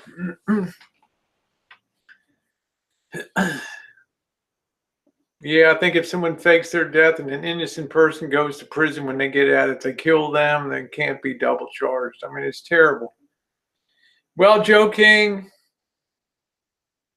that's why when you really want to see where the South began, look at where look at the statistics on lynchings in states, and you'll have a good idea that the South proudly began the state of Maryland, especially on the Eastern Shore, with some very notorious cases. It energized a whole change in the Justice Department, the whole United States way of pursuing, because people never got to trial.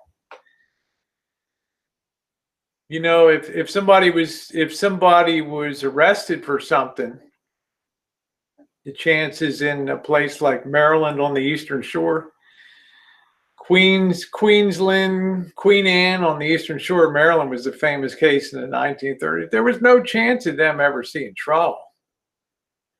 The whole gang would meet at the saloon, 300 people in the town. They'd grab a fucking power pole, telephone pole, and go down and batter the front door, tell the sheriff, stand aside, Clem, whether you like it or not. That sumbitch goes tonight. What's the sheriff going to do?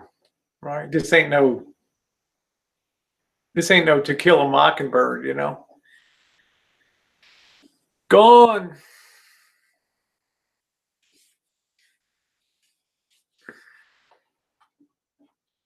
That's it, Joe King. Justice was short, sweet, and you know what? It was probably more of a deterrent than what we see today, Joe King. Nowadays, we can sit around and rot on death row until we die. I mean, if you can't put somebody like Manson to death,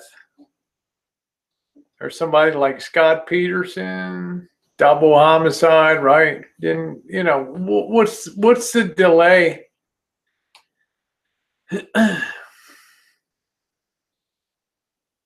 Yeah, terrible stuff. Yeah, that main drug can no longer even be sold. They put animals down. It's just ridiculous here in California. Oh, that cocktail's not. We have a death penalty here. Since I've lived here, people have been executed in California.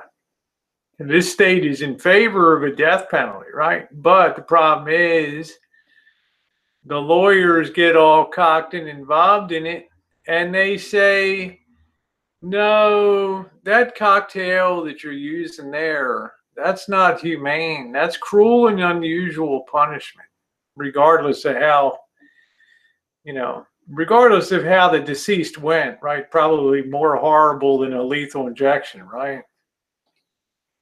Now we're back. Oh, you can't have that formula now. Well, the doctors, the pharmacy doesn't want to make that on ethical grounds because it's going to be used for killing. So count us out. We're not making it, right? You can understand. Yeah, inhumane. My feeling is your retribution is what you gave out. That's it. And I'm not even that four square for the death penalty, but I'm just saying if you're going to do it, make it mean something. Don't make it mean a joke. Texas knows how to do it, Ujiro. You bet damn well Mississippi, Alabama, and sure as hell Georgia know how to do it. Yeah, Scott Dozier killed himself in jail. Now his family's going to sue. They'll be enriched by the whole tragedy. Yep, they did it, Joe King.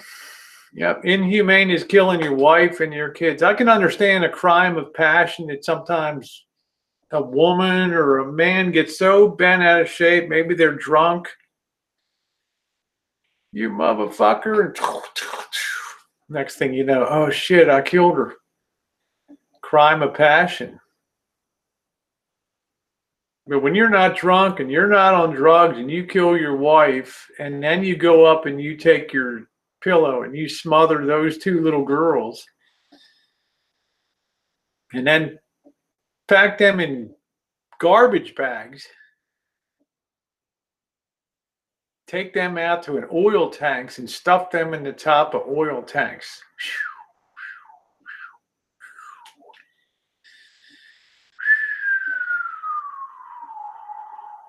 That's as bad as it gets. That just defines the outer limits.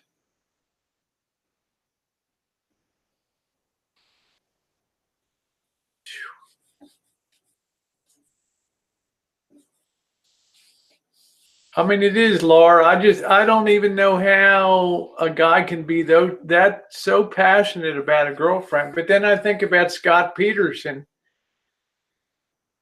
with his girlfriend, Amber Fry.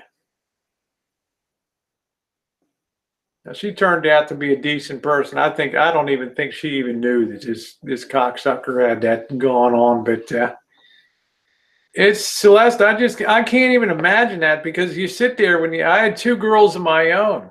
They were spaced 3 years apart, just like his kids. And I just think to myself,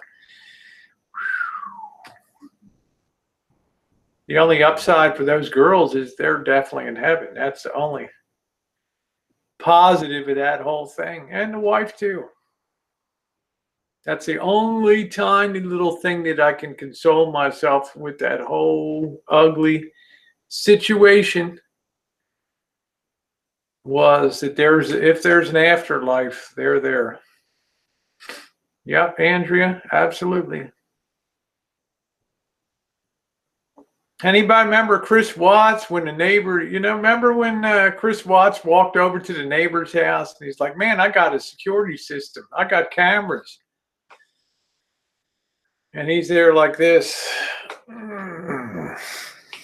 looking at himself, putting plastic bags into his fucking pickup truck. Anybody see that? Remember that, Tilly Mae? Yeah, you ought to do that, hipster.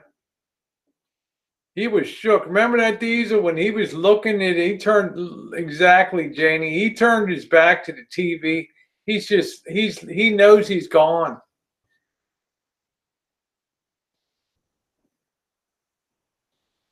In this day and age, you better assume somebody sees something.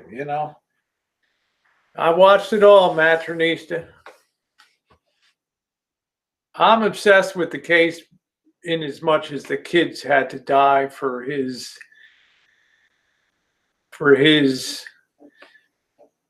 the glory of his dick. I know of no other way to put that. I know Ginger's terrible. I don't usually talk about this topic, but many of us in this community very closely followed this case. And when all the trial stuff was released and all the interviews, we all got a good look at this guy. Looked like Mr. All-American, good-looking guy. I'd love to, hipster heaven. I'd love to come to Chris Watts hangout. I don't know what I could offer, but the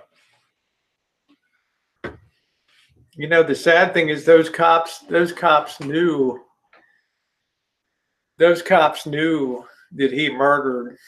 No plausible reason that she would disappear. No rationale.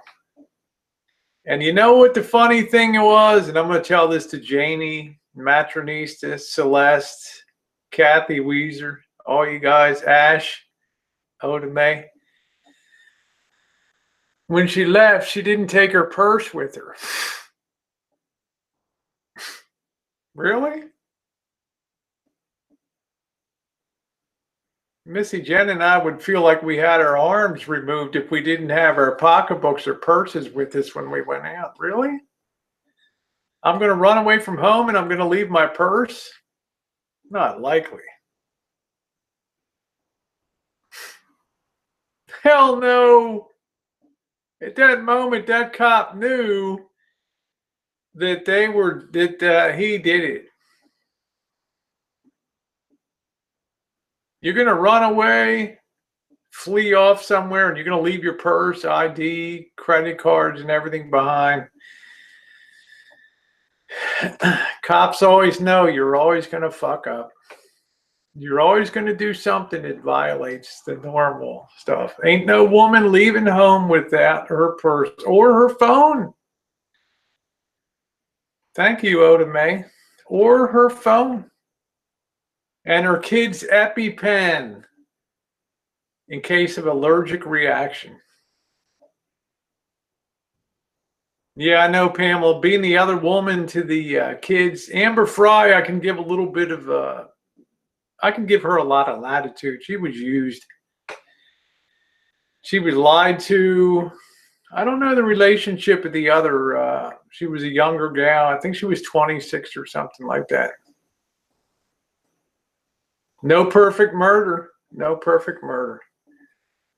Yeah. Have you ever considered Andrew Yates' definition of inhuman as quite a conundrum? The older mental facility to be. I know, Janie. The problem is you make too much sense. Amber had no idea. What do you think? The Jim Can't Swim channel seems really done well. Yeah, that's good. What do you think? Every time I go down and I drive over the Richmond San Rafael Bridge from Marin County over to Albany and over to Berkeley, and I see the sign that says Berkeley Marina. Every time I go by that sign, I think of Scott Peterson taking off in the rain in his boat to go fishing on Christmas Eve out of that marina and dropping those bodies into the water there.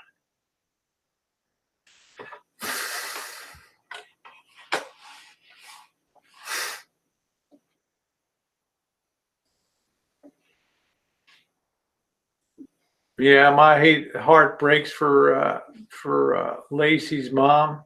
Yeah, the dude Cleveland who had girls in the house for 30 fucking years and just people held as slaves. Sick. On Christmas Eve. I had 2 kids. Christmas time, Christmas Eve, family, raining. My wife, if I said, hey, I'm going out fishing on Christmas Eve, she'd be, are you a knucklehead? There's stuff to be assembled here. There's family coming over. You're going fishing in the rain today?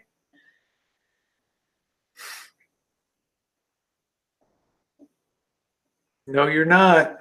Ding.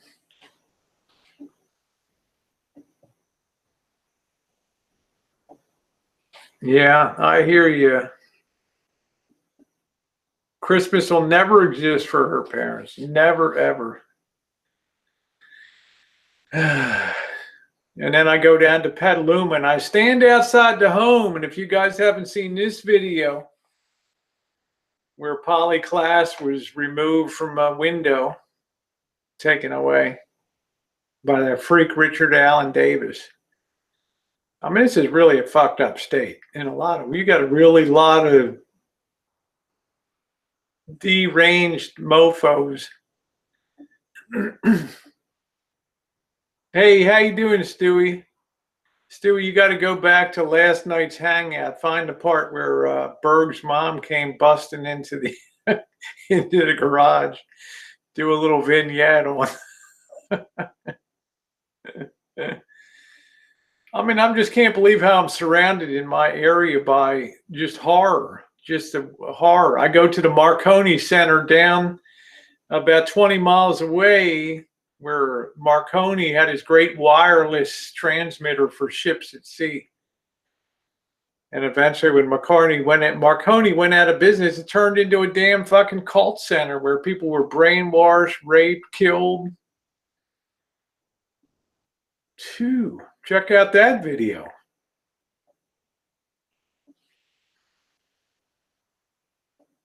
You know, so I might not be normal in Texas, but believe me, I'm a cut above in California here. Yeah. Going nuts on me earlier? Why would he go nuts on me earlier? Why would he go nuts on me? Because I didn't want him on the panel tonight, because I had my own thing I wanted to talk about. Yeah, there it is. Thank you, Oda May. You really missed that one, Stewie. That was classic. Since he went off on me, I don't mind you returning the favor to him. So go for it, Stewie. I'm not a YouTube, okay, I come on. He deleted my phone number now. Oh, man. Let me just see something. Matronista, I got your thing, honey. Don't worry. I want to give that all the time. No, I haven't seen any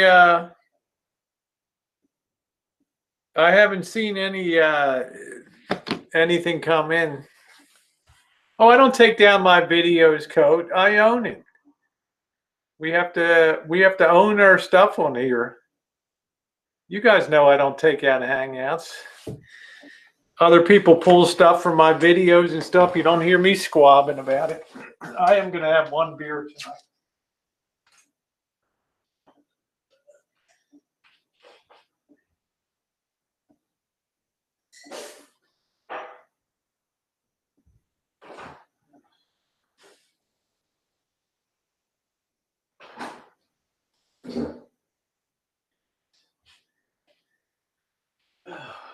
Man, this Bergs. Do I complain when Vinny's on when I want to go on? Fuck no. Tucker? No, I enjoy the chat. Shit. Hog. Just do your own thing. I only got one beer left, so it's easy. Yeah, I know you have, Stewie. I love you. I know we think you belong to us, Stewie. That's the problem. So unfortunately, you have to monitor 10 streams now. Come up. That's right, Coach. Come up.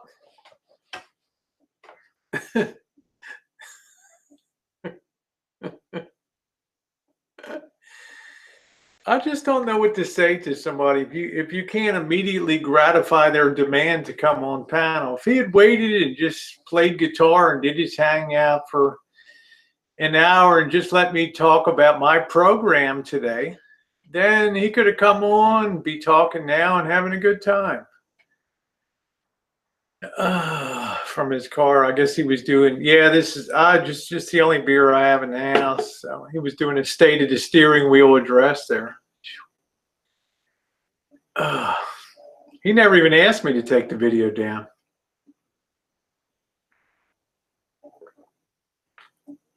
Yeah, Vinny, do you mind if I give you a link to come on? I want to talk about this entertainment versus community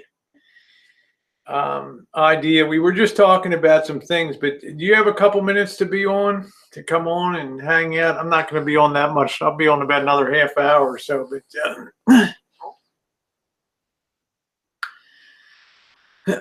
let me see if it's okay if you got a couple minutes to come on here.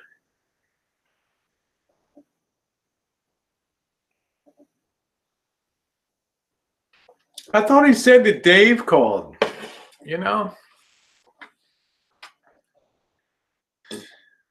The script just changed. The script just flips too many times, you know. Yeah, get up here, Vinny. I want to pick your brain for a minute.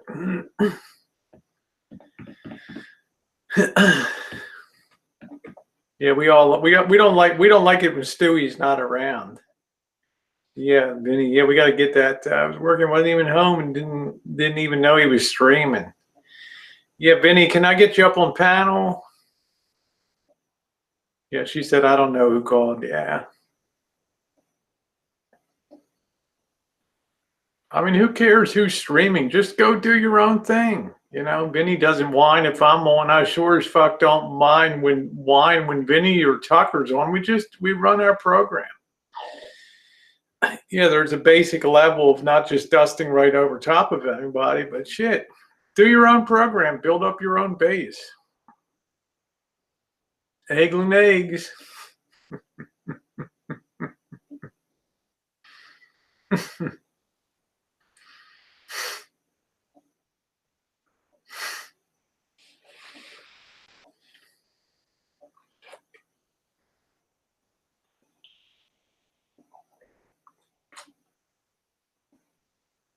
Kitten cats, like I watch multiple streams at a time. That would drive me crazy. I'm too old. Your voice just can't. You can't process shit fast enough.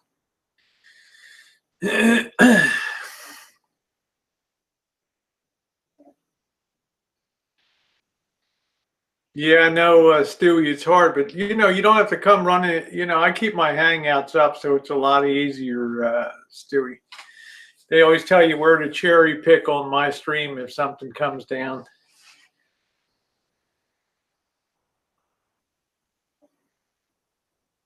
He's doing okay. He's just mad. He's been making good progress down here. I can't really fault Bergs too much the last couple weeks. It is quite a thing to master, Oda May, isn't it? I mean, Stewie does a great job. I can only just listen to one hangout at a time. Usually if Vinny's on, I'm going to listen to Vinny. I usually catch the beginning of Tucker's. Sometimes he has people come on panel. Pam and Rick. I can only handle one shit show at a time, exactly. I don't know if Vinny heard me or not on here. Somebody can holler at Vinny over there.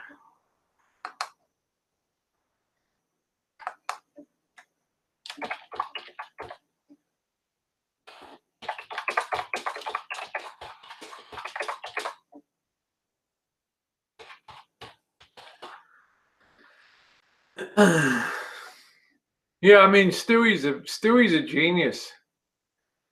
I think maybe some people contact him and kind of give him timestamps or so. I don't know. He could sit there and do a whole. I don't know if he could do a whole hangout and just go through all of that. I just don't know. It's a lot to do. Yeah, I admire Stewie for what he does. I just think Stewie's as sweet as they come. Yeah, I just wanted to thank you, Vinny. I'm going to get this. Just want to pick your brain about this this entertainment versus community building. I might be getting the wrong spin on things. I just want to have. I'd ask Tucker, but I already heard already kind of heard Tucker's. Let's see, it's vinnyg@gmail.com. I kind of heard what Tucker was saying last night. He's like, hey, man, it's just a shit show. Vinny.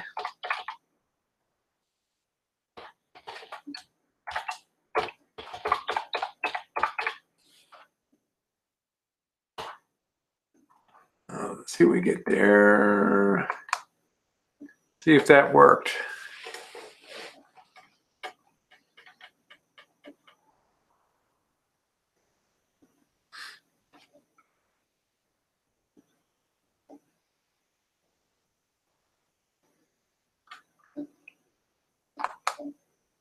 Yeah, let me just pop this right in the box. Sometimes this stupid thing doesn't even work. I ain't got Vinny's mad skills with his big setup there. Let's see. Okay, I'm just gonna pop that, copy, paste. Thank you. There you go, Vinny.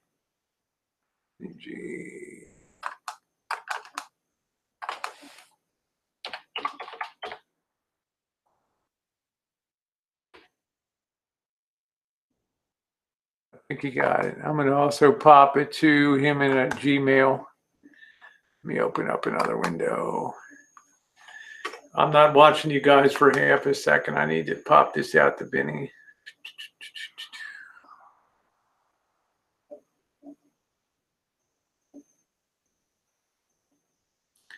Let's see, compose. I'm not sure I would have. I'm not sure if I was Elvis, if I would send people to an ultra mobility channel. You know, I'm just like, wow. Oh man, it's like Chris Diamond all over again. Let me grab this link for Vinny. There we go. Copy, paste that in there. Okay, Vinny, I'm trying that a couple ways to you. There's the Hangout link. I think you should be able. I sent that to you 2 ways there, so hopefully that'll come through. Yeah, I'm not sure if I want ultra mobility to.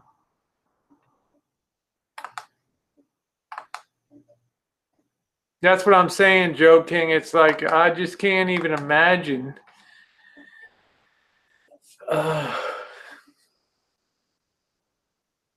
Given that kind of publicity with the.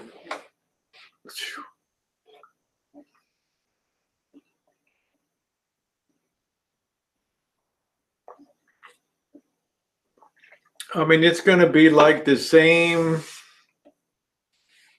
like Chris Diamond. Poor guy.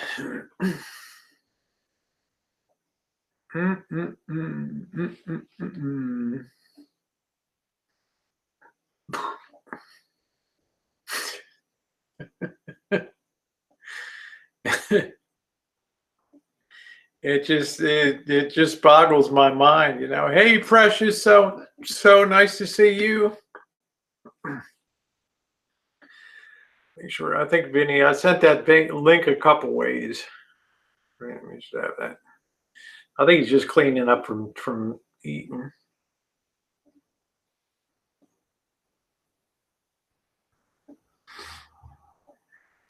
Yeah, that'll be good, Janie. You're kind of my late night when I'm laying in bed and just having some fun listening to you.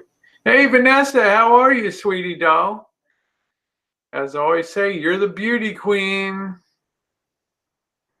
Who, ultra mobile mechanic? I mean, ultra mobility. That's the mobile mechanic that Elvis used.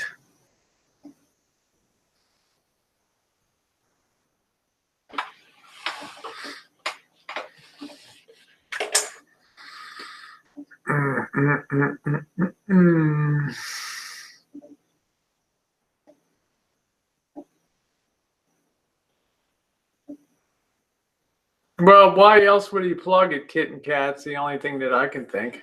You know, I haven't seen the video yet. But son of a bitch, I mean, if a guy left stripped off the studs on the.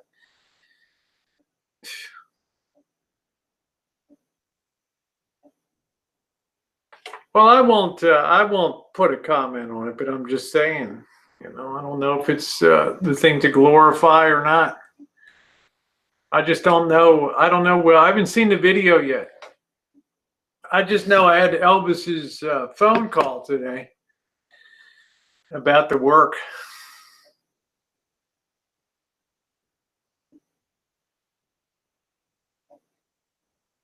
Yeah, Ginger's like, come on, Vinny, I need to get to bed.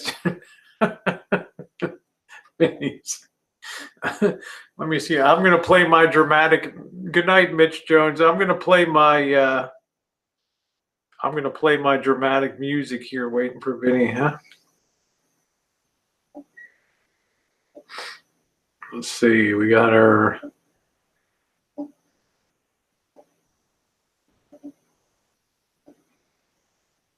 I don't ever listen to the phone for music.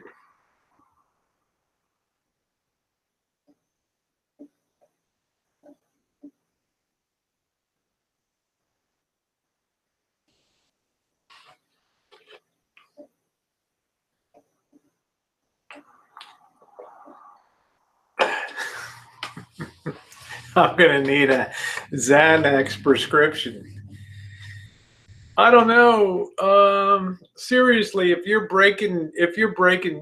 crossing threads on wheels, come on, man. On that shit, I can understand one, but three.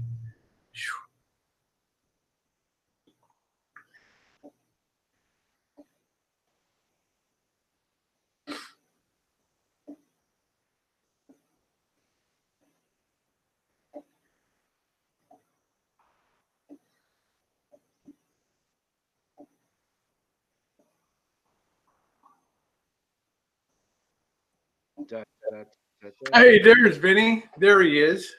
How are you? Hey, Vinny, I didn't mean to interrupt what's going on there. Good morning to you. Good day. That's afternoon. How are you? Good afternoon to you. I really appreciate you coming on. I wanted to pick your brain a minute, Vinny. Start picking. Is the TV interfering on your side? Because I've turned the condenser mic down. No, it's fine. It's fine. Okay. Hi, Norm. Just not your volume. One of the things that I've been talking about, Vinny, tonight, there seems to be an undercurrent now of discussion in the community about whether YouTube should be a platform where and I can see the motivation and the end result of it, a platform where we lift up and try to elevate instead of being like the lowest common denominator of entertainment, which you and I have both been accused of being the lowest common denominator of entertainment on YouTube. Whatever.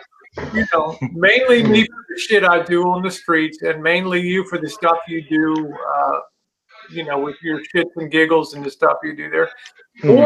Or is it to be considered purely, for pure entertainment value? It's just a site where kind of we're here to just let folks have a good time and anything kind of goes. No, look, fuck what people say. Number one, right? Number two, you've invested in yourself.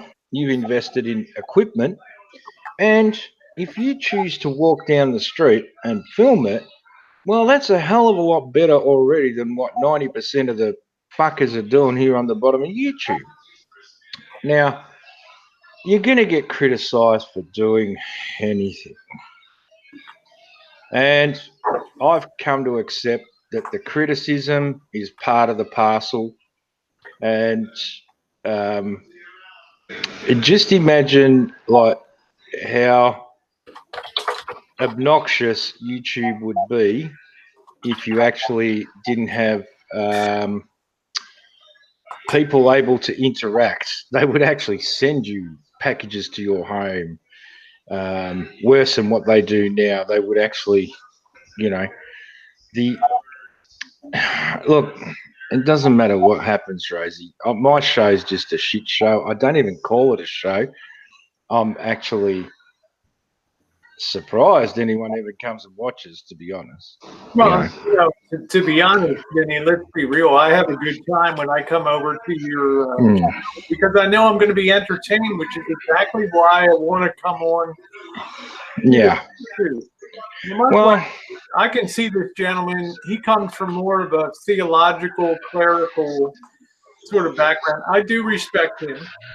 And I'm just thinking to myself that maybe he's trying to impose some standard that YouTube's incapable of meeting with the people here. And I just, like, for me, I run kind of a shit show myself too. You know, I got in all kinds of fucking trouble over the weekend.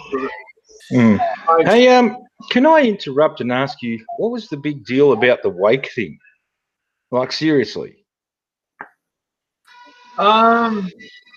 Because I would have been there. I would have been there like that myself. You know, hey, how are you? Yeah.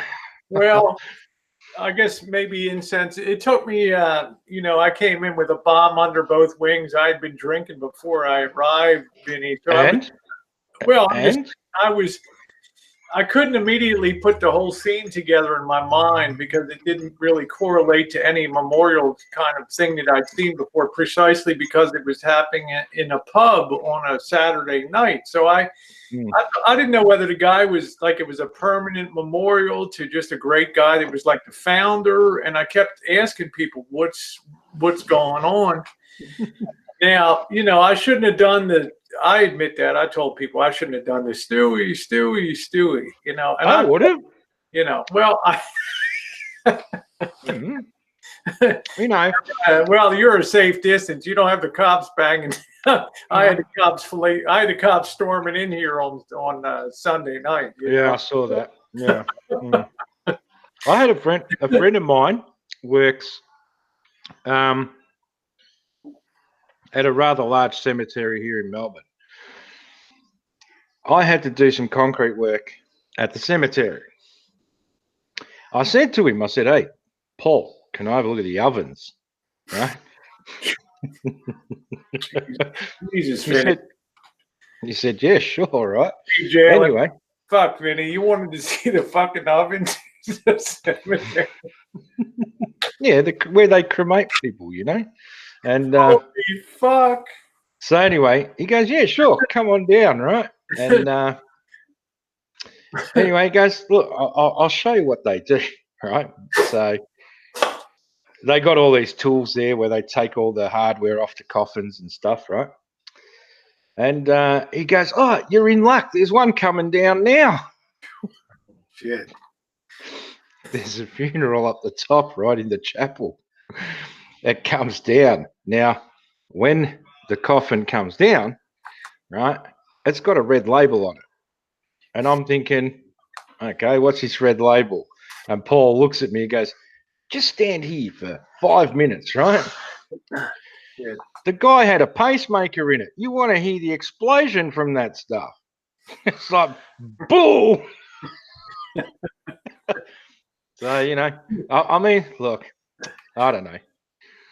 You know, my downfall, Vinny, is I'm a curious person by nature. If I see something I'm out on the street and I'm like, oh, you know, I'm like a fucking moth, right? There's some bright lights under a clear plastic tarp roof. I'm thinking to myself, man, what the hell? I got to go over there. I got to check it out.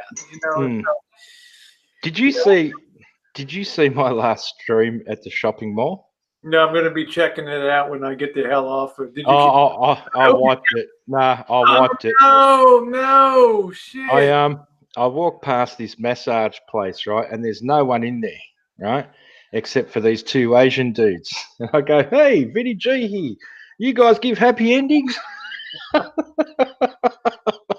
Well, they just looked at each other real strange, you know. I don't think they could even speak a word of English, you know. But hey, whatever. That's fine. But Vinny, am I missing something? Because this is a person I do respect in the community.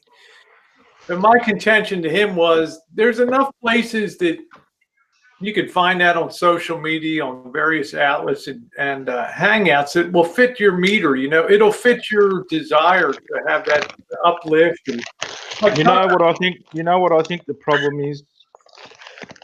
is when people come onto YouTube, they look for a niche. Don't look for that niche. Be the niche. Yeah. You be the niche. You do what you normally do in life. Like, you know, I was listening to, and I don't want to run anyone down, but you know who I'll be talking about, that bad brake job person. I was listening to him saying, oh, you know, the streams are boring. You just walk up and talk to, you know, like homeless people and things like that. But that's funny. Do you know what I'm saying? Yeah.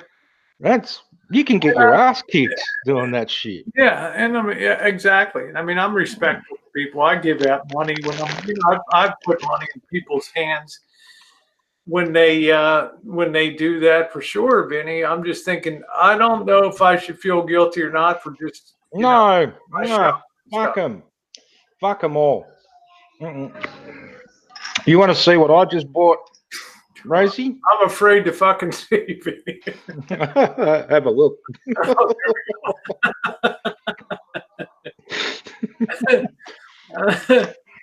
Yeah. Hey, it's all right for everyone else to blaspheme on here. I've got a priest's outfit coming. Yeah, but I do try to respect opinions. But I think you're correct, Vinny. There's certain people that are made to. There are certain people that find their niche, and they're known for that. Like you're known for running a really good, what I would call a studio sort of Howard Stern show. You know, if you hadn't have sent me the email, I was heading to the mall. You know that, don't you? Yeah. And I was thinking, I like to do the street streams and the out and about and all that kind of. So we all have our niche. But I'm not trying to offend anybody on. I don't try to come on and just piss people off and all that stuff. You know, but I'm just saying, do we want to sanitize YouTube, or do we like YouTube to be freewheeling and? No, it's got to be worse than this. It's got to be crazier than this. This is no good. This is too quiet. Do you know what I'm saying? It's got to get. You know, I mean, I don't want to bag anyone's shows or anything, but like, you know, when you get outside with a camera and you're actually showing the people like he really doesn't give a fuck, you know what I'm saying? Yeah. Like when it comes to me, people will say, "My God, he really doesn't give a fuck." I don't. You know, Dave, I was on a train station and Dave the fisherman said to me on a live stream, he goes, "Go up to that guy and ask him if he's cut or uncut." Yeah, all right. I did. I don't care. Jesus, Vinny. God, the guy could have fucking. What's the worst he's gonna do? Hit me? I don't know. Isn't that gonna be funny though? That would be funny. You know? Yeah, let's try to give Kit and Kat a little political leeway on here. But Kit and Kat, I'm not going to mess with my mods on here, honey. They know the flow of the show. So you know, yeah, you're actually loved here, Kit and Kat. She's just mucking around with you, but you know, yeah. I do try to consider people's opinions, Vinny. But I wonder if YouTube could ever be elevated to that kind of, and I know this person said aim high and you could achieve high, but I have to have a realistic aim when I do things, and I don't think people would. Now this gentleman might say, well, to hell with it. Have a small core of people that like to be elevated and have good stuff. But I think those chats exist for those people already. You know, I think those places to go, they're already there. You know, if those people want to have drama free, you know, like Rosie shit show free events. You could be using the wrong spatula in the kitchen while you're making a cake, and that'll turn into drama. Yeah, I'm telling you now. Probably correct. Did you see what Rosie used to mix the cake? Oh God, you know what I'm saying? Yeah. But I did at least, and I do want to assure him that. You know, I do think about things that people tell me. I do give it a lot of thought. I just wanted to kind of bounce that off because to me, the unpredictability of YouTube, like people come to your show, they never know what they're going to get from day to day. Oh my God. My show. Do you know what made me laugh? Do you know what made me laugh? What was that? Oh, I can say anything, yeah? Yeah. Just Mama, remember, they might be kicking in your door down there. Okay. Mama Bear cracking the shits because you weren't paying for Las Vegas. I was on the ground in hysterics. I was like fucking laughing so much. I'm a pussy. And then this is what comes out of your show, right? Okay, so let's say you become boring and you're talking about shit that I might not be interested in, right? You know what I do after you've refused Bergs on the show? I just go and watch Bergs. You motherfucker, you're done. And now apparently I'm getting the blame for ringing his mum again. Jeez. I don't know. I mean, if you can't immediately let this guy on panel, then he chimps about, when you come on, Vinny, maybe not say, I think about what I'm going to say on my show, and I like to devote like the first hour to get my message, to get people thinking a little bit about, like tonight, is YouTube entertainment or community building? Well, some people use it for making money. Some people do community building. Some people do it for entertainment. I just think you can when you came to YouTube, though, when you came to YouTube, and be honest, don't fucking lie, all right? Okay. Did you have money in your mind, on your mind? No, not at all. Right. So now any money that comes, you know what? Fucking take it, reap it. You know, like I said, earned it. You can't survive. Like, it's 6 years I've been uploading. I've uploaded over 10,000 videos on 3 channels. You can't sustain for 2 years unless you have a passion. You cannot put the money cart before the horse of content, or you'll never, you have a passion for doing videos, and then money may or may not follow. The thing is, there's something different about you. All right, there's something different about you, and maybe something different about me. All right, and even Tucker and things like that. Right. Yep. Number one is we're technically minded. Right. Number two, we've probably got enough life experiences to actually build a space program ourselves. And number three, you just get to a certain point in life where you just go, what the fuck, right?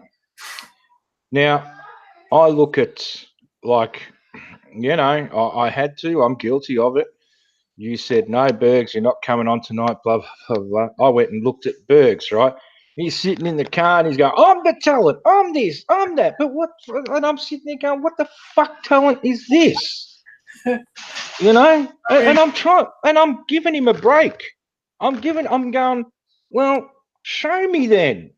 You know what, Vinny, the thing I can't understand is I had every intention of having Bergs come up later, but when you come in and you've thought all day about the message that you want to get people thinking about, and you don't want it diluted, because I know if Bergs comes on, he's going to be like, I'm the show, you got time for your message, screw that, I'm the show.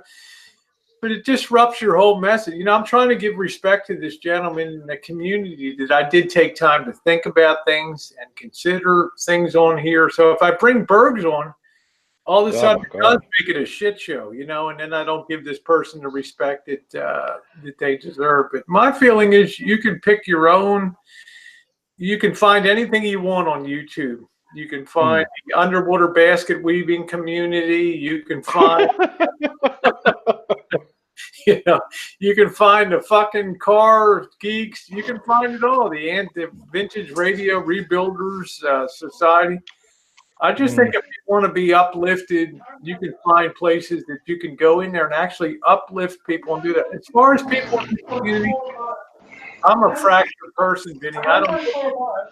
I came from a lousy background with just scrapping and squabbing in life, and there's no way you're ever going to be able to make a Eliza Doolittle, My Fair Lady out of Rosie. It is what it is. That is. Yeah. We can speak about anything, right? Celeste Eclectic Domestic said, ask Vinny about people trying to control his chat. I just tell them to get fucked.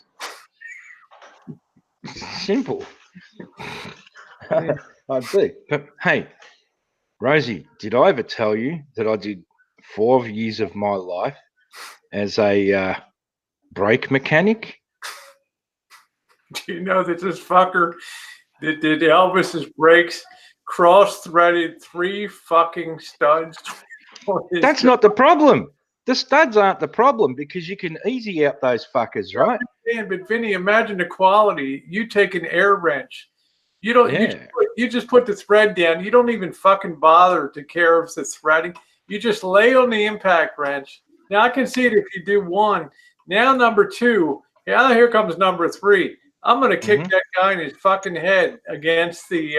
I'm telling you, this guy and me, we're going at it. When he tells me number 2, I just couldn't believe it. And then not to bleed out the brakes when you change out the cylinder and shit. You know. I'll go further back than that. Number 1, I mean, this is what I was taught, right? And like I remember the first heavy vehicle that I changed brakes on was in 1983. It was a Ford F-150 Bronco. Do you remember the Broncos? Yeah. O.J. Simpson mobiles. Yeah. That's the one. Now, they're an American-made car or truck. Those rotors here were $800 a pair. Now, it wasn't just with trucks, with cars. The minute you pulled that rotor out of the box, you were sticking that motherfucker on the lathe and you were shaving at least 20 thou each side just to make sure that the smoothness of the disc is gone and that your pads will actually bind to it. Right? That was a standard thing. You just didn't pull them out of the... You're taking off the factory high finish on it and you're getting... You're putting... Well, when I was working mechanical stuff, we call that putting tooth on your... tooth on your rotor there. So there's actually something more substantial to grab on. Hi, Allie Pally. And the drums. You just didn't throw shoes in onto the backing plates. You actually had to sit them in the lathe where there was a vertical spindle, and you had to round them and shape them till they fitted the inside of that drum after the drum had been machined. Yeah. And I'm sure for heavy equipment, Vinny, it was a higher protocol for shaping the pads and all that stuff. Now, even on a low thing like a van, Vinny, this thing is still almost 5 tons of rolling weight on an unimproved brake system for a Ford Econoline extended chassis. This is the thing that always freaked me out about these rigs. I never thought that they had the proper braking capacity for the weight. Now, when you have basically improperly bled braking system, and then when you get word that the pedal's almost down to the floor, when you oh God, I mean that's almost 5 tons rolling along on a pedal that has about a ½ inch of additional travel till it's fully depressed. I'm freaking out again. I'm on the phone today, like holy shit! And you paid how much for this stuff?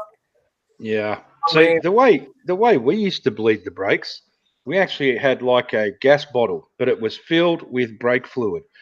We would pump the air into it till it got to about 120 psi. You would chain the cover over the master cylinder. One at a time, you would just go around every brake, open the bleeding nipple up, and it was done. Yep. But these guys... Pump more. I can just imagine it. I mean, it's just like get the hose under the fluid, look for the bubbles to come out, and that's like it. Well, that's what the person does. But when you wanna get a shitty job done on a back alley guy, then he's not going to be in the best frame of mind. Plus, when he told me with his greasy hand, he left a big stain. He put his hand. He must have been pissed on the fucking blue velour flex steel seat in the rig and left a big hand grease thing down. I can only think the guy did it on purpose, because he was just pissed off. I was livid when I was told that today. I was just fucking livid to think that you broke off 3. I told him about easy out. And the guy didn't want to do it. He was just too pissed. And then, What studs did he break off the rotor or off the wheel itself? You know, they have the lug studs that come out of there. Oh yeah, they're easy to. He can just. Well, punch they're them easy to through. replace, but I'm saying the guy, I can imagine, I can't even forgive one fucking cross-threading. This guy cross-threaded three. What a Wow. that shit's unheard of. I can't. Yeah. Well, I just watched the chat. Someone said $300. I'm thinking, holy shit. But hey, that's his own fault. I know, but I'm just thinking to myself, my God, man, somebody would they knew what they were doing. They were just pissed at you and just crossed up their fucking threads because they didn't feel like they're. But I think if you can track for the job and you do a brake job, you kind of have a duty to man up and to at least do the minute. There was a mechanic here who did the brakes on someone's truck. The truck's brakes failed. It plowed through the front window of a house and it killed a little girl. That mechanic had to go to court and face charges, and he never made it to court because he couldn't actually stand the fact that he was charged with it was some kind of a murder charge on the light end of murder, right? Right. They actually found him in his garage with a hose running out of his exhaust pipe back into the car. Right, so he never made. But the thing is, don't these people realise when they do these dodgy brake jobs, if anything happens on the road, not only is Elvis in trouble, but the people who touch that car, hello, police. You know what I mean? I know. That's what I'm telling them, man. We got rice burners. They don't give a shit. They knock off the lug studs.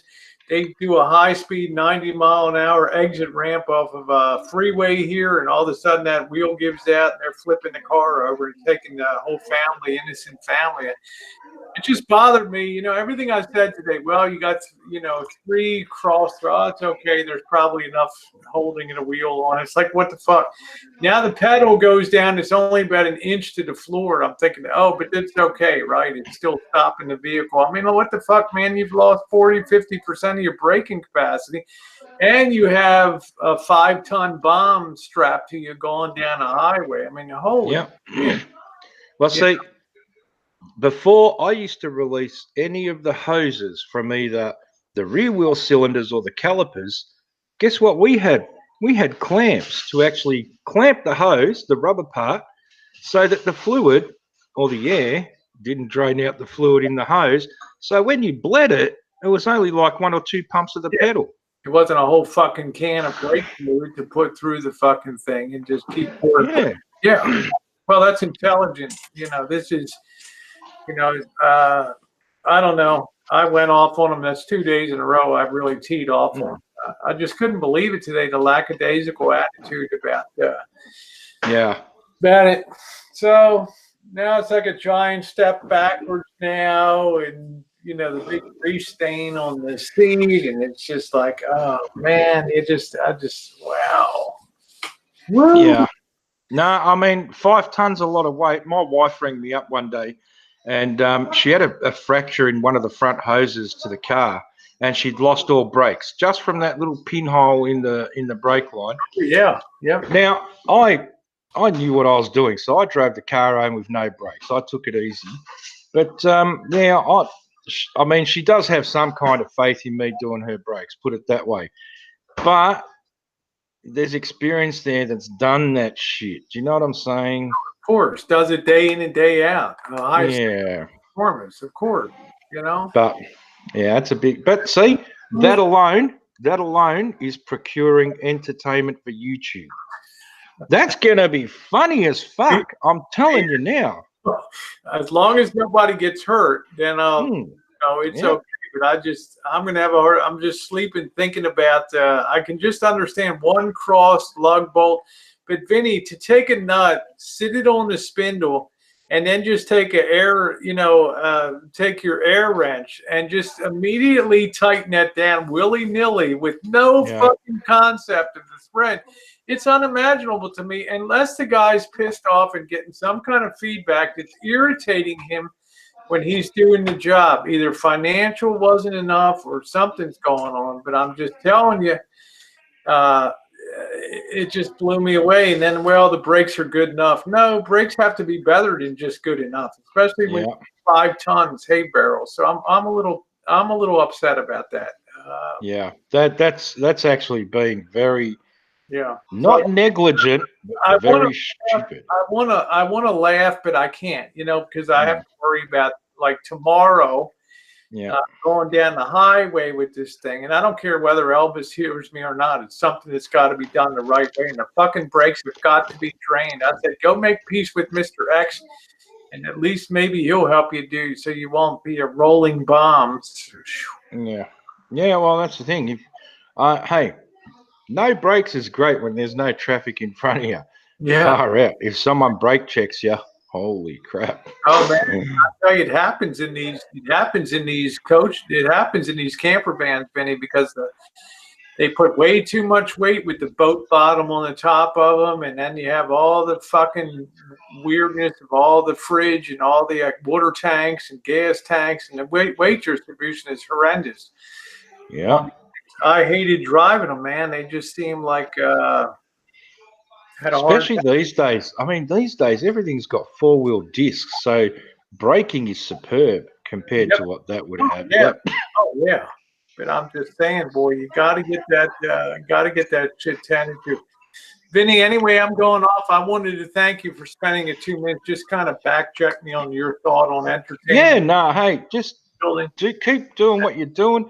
Actually, you know what? Just do what you fucking want. Don't worry about anyone else, Because when there's people around going, well, you should be doing this, you should be doing that, you should be doing this. How about you should be going to get fucked?